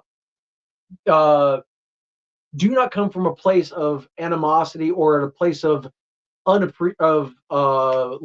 of appreciation. Yeah. Thank you. I totally agree with that. Yeah. Specifically, a lot of the work that has been their life's work is sort of undoing what RCA did to Elvis's catalog originally, right? True. They are presenting things in a context that makes sense, and that isn't just a grab bag of random things for you to consume, right? And if that leads to a lack of us understanding that, something like I guess Guitar Man was originally released on Clambake. Yeah. It also leads to an appreciation that Guitar Man was not a one-off, right? Like it was a product of a very good and productive 1967 session. Yeah. And you don't really get the appreciation for that when it is on like literally, I think, physically the same side as Confidence in its original issue. Yeah, there's a lot. Like those 67, 68 sessions have a gold mine of material, and that's a great example of specifically something that fans would not see in the proper context without the work that, and certainly not the general public, without the work that Ernst and Roger had put in. Yeah. Like, I don't want anybody to think that we just don't respect what's going on, or that all of the contributions and the things that they've done. We have hours of gushing about what they've done on our channel for those that care to look for it. Yeah, no, we're very appreciative of the work that Ernst and Roger have done. Yeah, we realize that they have right. They have in many ways been an absolute blessing to the Elvis fan community. Yeah. Like, we're just trying to hold them accountable for, things that we think they could do better. That's all. Yeah. Well, and like, it's easy as we say, for a lot of things, everybody has skill sets. Everybody has things that they do incredibly well, and things that's what they were just born to do. And then there are things that they try to do it, it does not work.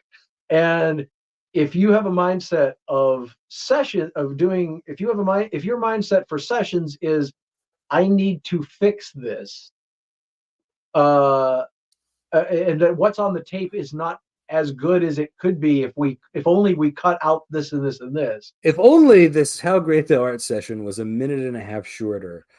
My God, what a better listen. Like Right. nobody thinks that. Nobody. Yeah. That is in my opinion and in John's opinion the wrong approach to taking for things. And there are certain projects that folks are just sort of ill-suited for. Yeah. And that's really all And, it is. you know, specifically like the complete session stuff is a reference work, right? It is not something that you put on when you're going down the road in the car for most people. It's just not. It is for Now, me. I know specifically that it is that for Jamie. But for most people, you'd rather have a compilation or an album or something that gives you a little variety. Yeah. The purpose of complete sessions is if you're researching a particular song, you want to hear all of the context and evidence of the session itself. Yeah. To draw what meaning you can from the process that Elvis went through to make the final result. Yeah. That's what a complete session is about. Yeah. And so needlessly denying some of that context makes the product, and you know, you might think it's slightly less valuable, but less valuable as a research tool. Yeah. And there's no reason to do that. There's not an end to that sentence. There's just no reason to do that. There's no reason to do that. Yeah. Well, I think that, I mean, research is one way to look at it. Also, if you are just, I mean, and we mean research in a broader sense than what most people would think of as research. Because like, you can listen to a whole session, you can listen to a whole session and enjoy being a fly on the wall, but you don't get as complete a picture. And because I actually talked with David English about this, and I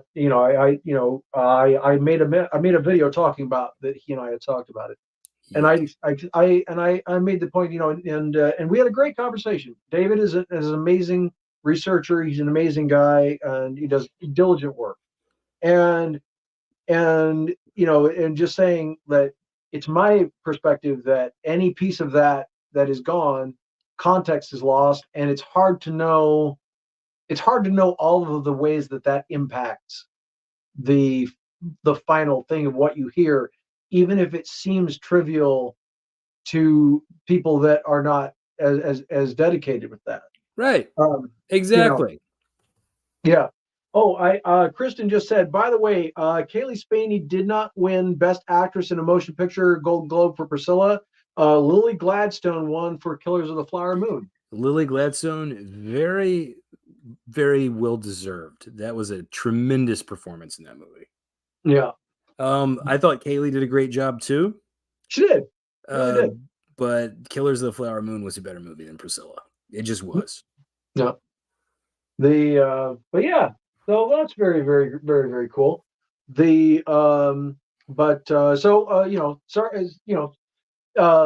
sorry for Kaylee Spaney for not, but hey, she's still got a chance at an Oscar. Exactly. She's got a long career ahead of her, and she's going to be in some really neat stuff. Kind of like with Austin, I think she's going to have another swing at the awards. Yeah, for a different movie. No, exactly. Yeah. And we've talked a lot about the Priscilla film in other videos and things too. They see. And speaking of Elvis, speaking of movies, since we're talking about this, we haven't had a chance to get to anything more with our movie. What is there to get to? We were going to work on the. I mean for us we're just working on the film, ourselves. We've been a little busy. We have indeed. Yeah, we've been a little bit busy.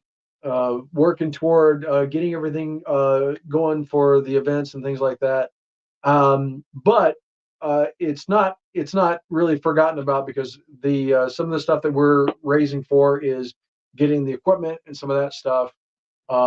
We were actually gifted some really great equipment that we will be using for the films. Reflectors. I haven't had a chance to send you pictures yet, John. No, I haven't seen these.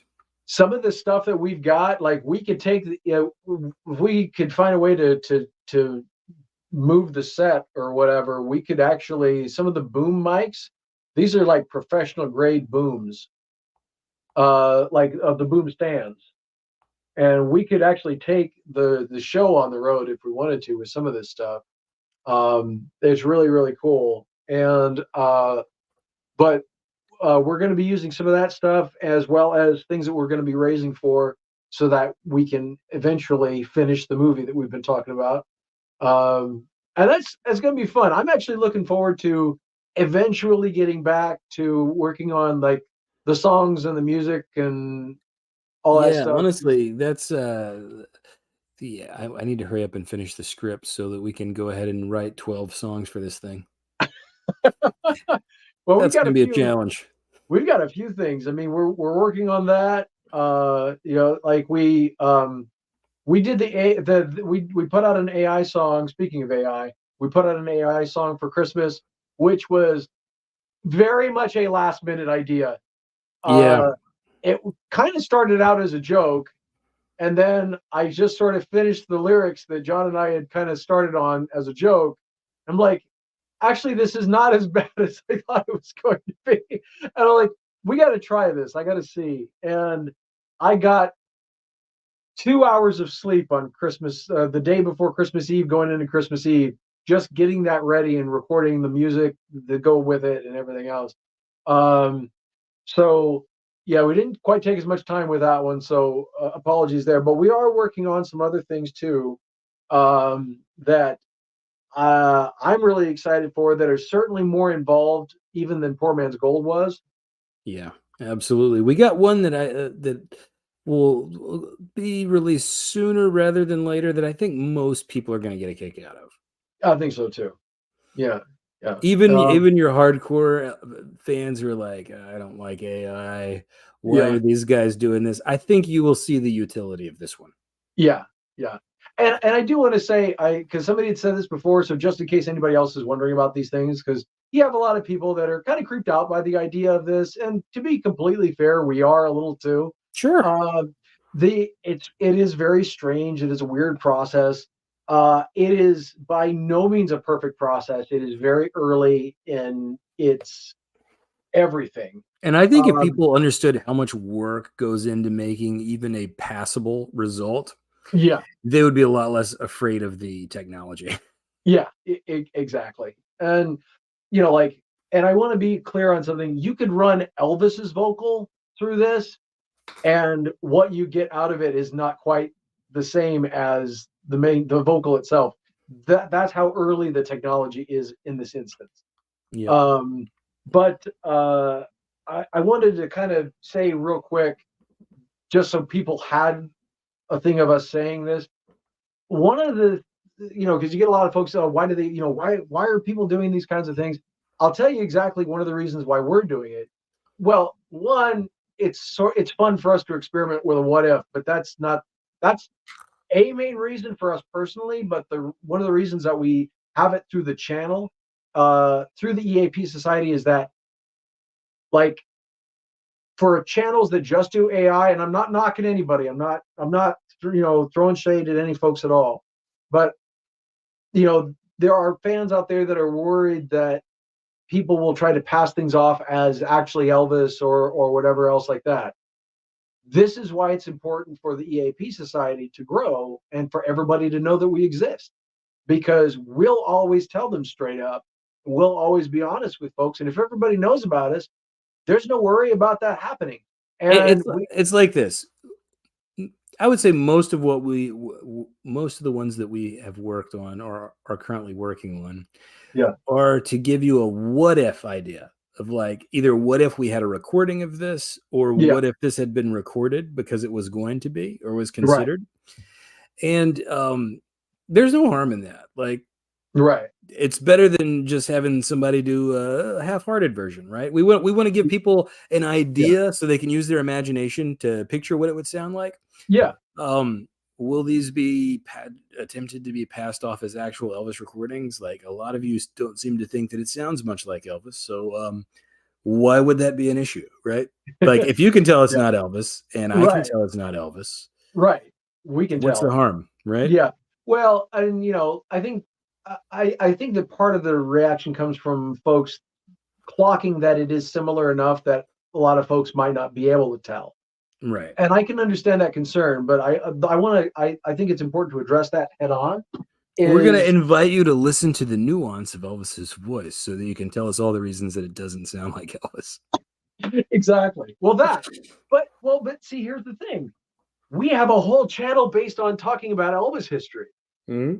So if we know that AI is going to continue whether we do it or not, if we can do some of the best jobs of it of anybody or try to, then at least they're coming to a channel for those things that is 99.999999999% the all about actual Elvis history. Yeah, exactly. So while they're in the midst of all of this, while they're hearing this AI, they're seeing all of these other videos that are all about stuff Elvis actually did. Right. So that way, for fans that are worried about things being forgotten, that's what we're here for, to make sure that doesn't happen. And also, if you're a little freaked out by the AI, just take comfort in this. If the two of us cannot produce a track that fools you into thinking that it's Elvis, it can't be done. Yeah. Just know that, okay? Yeah, exactly. Yeah. And if it takes you on the journey of feeling like you heard something that Elvis never did before, if it makes it easier to imagine, if it makes it easy, yeah, that thank you, because I was trying to think of modifiers, and that's perfect. If you get taken on that journey by listening to something that we put together, know that it's done with love and care and affection by two fans who are always going to be upfront and honest, and make sure that people don't forget what is real and what is not. Like you will never have, there will never be something like that from us. Like that's not to say that we'll get every possible thing right. Nobody can do that because we're human. But unless we were Elvis, we wouldn't be able to do it, right? Well, I'm just talking about like the normal videos on the channel. I'm talking about. Oh, no, we get stuff wrong all the time. Hell, everybody. We do, yeah. But we try to correct ourselves as best we can, and we kind of go with, and we talk about these things. So, and so the reason why I think it's important for us to do some of this stuff is so that way people have somewhere that to say, okay, if you have to go for AI stuff, go here, because then you'll learn some Elvis history while you're at it, and then people won't be fooled by things because they'll know, oh no, the EAP Society made that. That's that's the only thing that is. So Chris, okay, gang, my phone is down to 33%. We've been almost 4 hours. I've got to get going. Thanks so much for doing this, and hopefully a few more donations will come in before you're done. Well, I tell you what, we probably should wrap ourselves, because, like you said, we've been going. Yeah, we've been going. We started at 7, so this is 3.5. Yep. So, hey, everybody, do us a huge favor. We appreciate you all for joining so much. And if you get to see this later, we're going to share this video on the EAP Society as well, so that way everybody gets to see. The link was already on a post for the EAP Society. We'll make sure everybody sees this. So, thank you all. As we always say, we love you all. And if you can, please do go to there's the link, the justgiving.com page. They've got the link in the live chat, and it will also be in the description as well. And I'm going to put that up on the post when I make it on the EAP Society. So be sure to donate for Mom Bombs. And thank you very much for Otherworldly Fundraising. Thank you, Kristen, and everybody for Otherworldly Fundraising and the efforts that they do for helping folks and distressed mothers and families in need. We're happy to be a part of this. And yeah, we really appreciate so much. And this has been a blast. Yeah. I guess you just want to wrap it up? Yeah, we can. So is there anything? Oh, yeah. Oh, thank you so much. Yeah, thanks to all our viewers and commenters. Yes, absolutely. And C Payne, thank you for joining us. Really appreciate you. And if you can share this, everybody, if you can share this video around, we appreciate it. I know it's long, but I think we touched on a lot of really cool subjects. I think people get a kick out of it. And you'll gain some perspective on our perspectives as well as just general information and some cool, fun stuff. So there you go. All right, everybody. Thank you so much. I'm Jamie. And I'm John. And this is the EAP Society and Otherworldly Fundraising. We're really happy to be partnering up with them for this. And this is not the last time that we'll be partnering with them. And be sure to check out the Otherworldly Fundraising channel. I did an interview with April Bowlby, which was a whole lot of fun during the writer's strike. So there was not a whole lot of stuff we could talk about as far as like actual projects. But she was a lovely, lovely person. We had a really good time. But we are going to be doing more things. It's really fun. And so they're supporting Mom Bombs. So again, go to the link in the description and donate for that. We really appreciate that. And also, please consider becoming a member of the EAP Society if you are not already. EAP Society members get so much more early videos, ad-free videos, extended bonus exclusive content, and all this kind of stuff. And we're building more things. We are giving away an Elvis-owned item when we hit 20,000 subscribers. So subscribe to EAP Society if you are not already. And the more things, the more folks that we can have in our corner, the more things that we can do, the faster. And that is the whole ball game. So be on the lookout for a barrage of videos talking about stuff we're doing for money because we just want it. And again, the only reason we're doing that, and I normally that makes my skin crawl if it's not for charity, but making sure Elvis history is not lost to history is very important to us. And being able to be in a position to make some of those things happen takes a lot of time and effort and fundage. And so that's what all of that is for. Yeah. So anyway, thank you all so much. We really appreciate you all. Check out the other videos of Otherworldly Fundraising. There's some amazing conversations. Check out the EAP Society. We appreciate you all checking out our videos as well. And also go to the TCB cast for Justin Gosman and Gurdeep and Ryan and all of the folks down there. We really appreciate them. We appreciate Justin for being on with us tonight. So anyway, until the next video, we do videos on Tuesday for Quick Take Tuesday, and of course our main channel content on Friday. So until the next video, be good to yourselves. Be good to each other. And always TCB. Good night, everybody.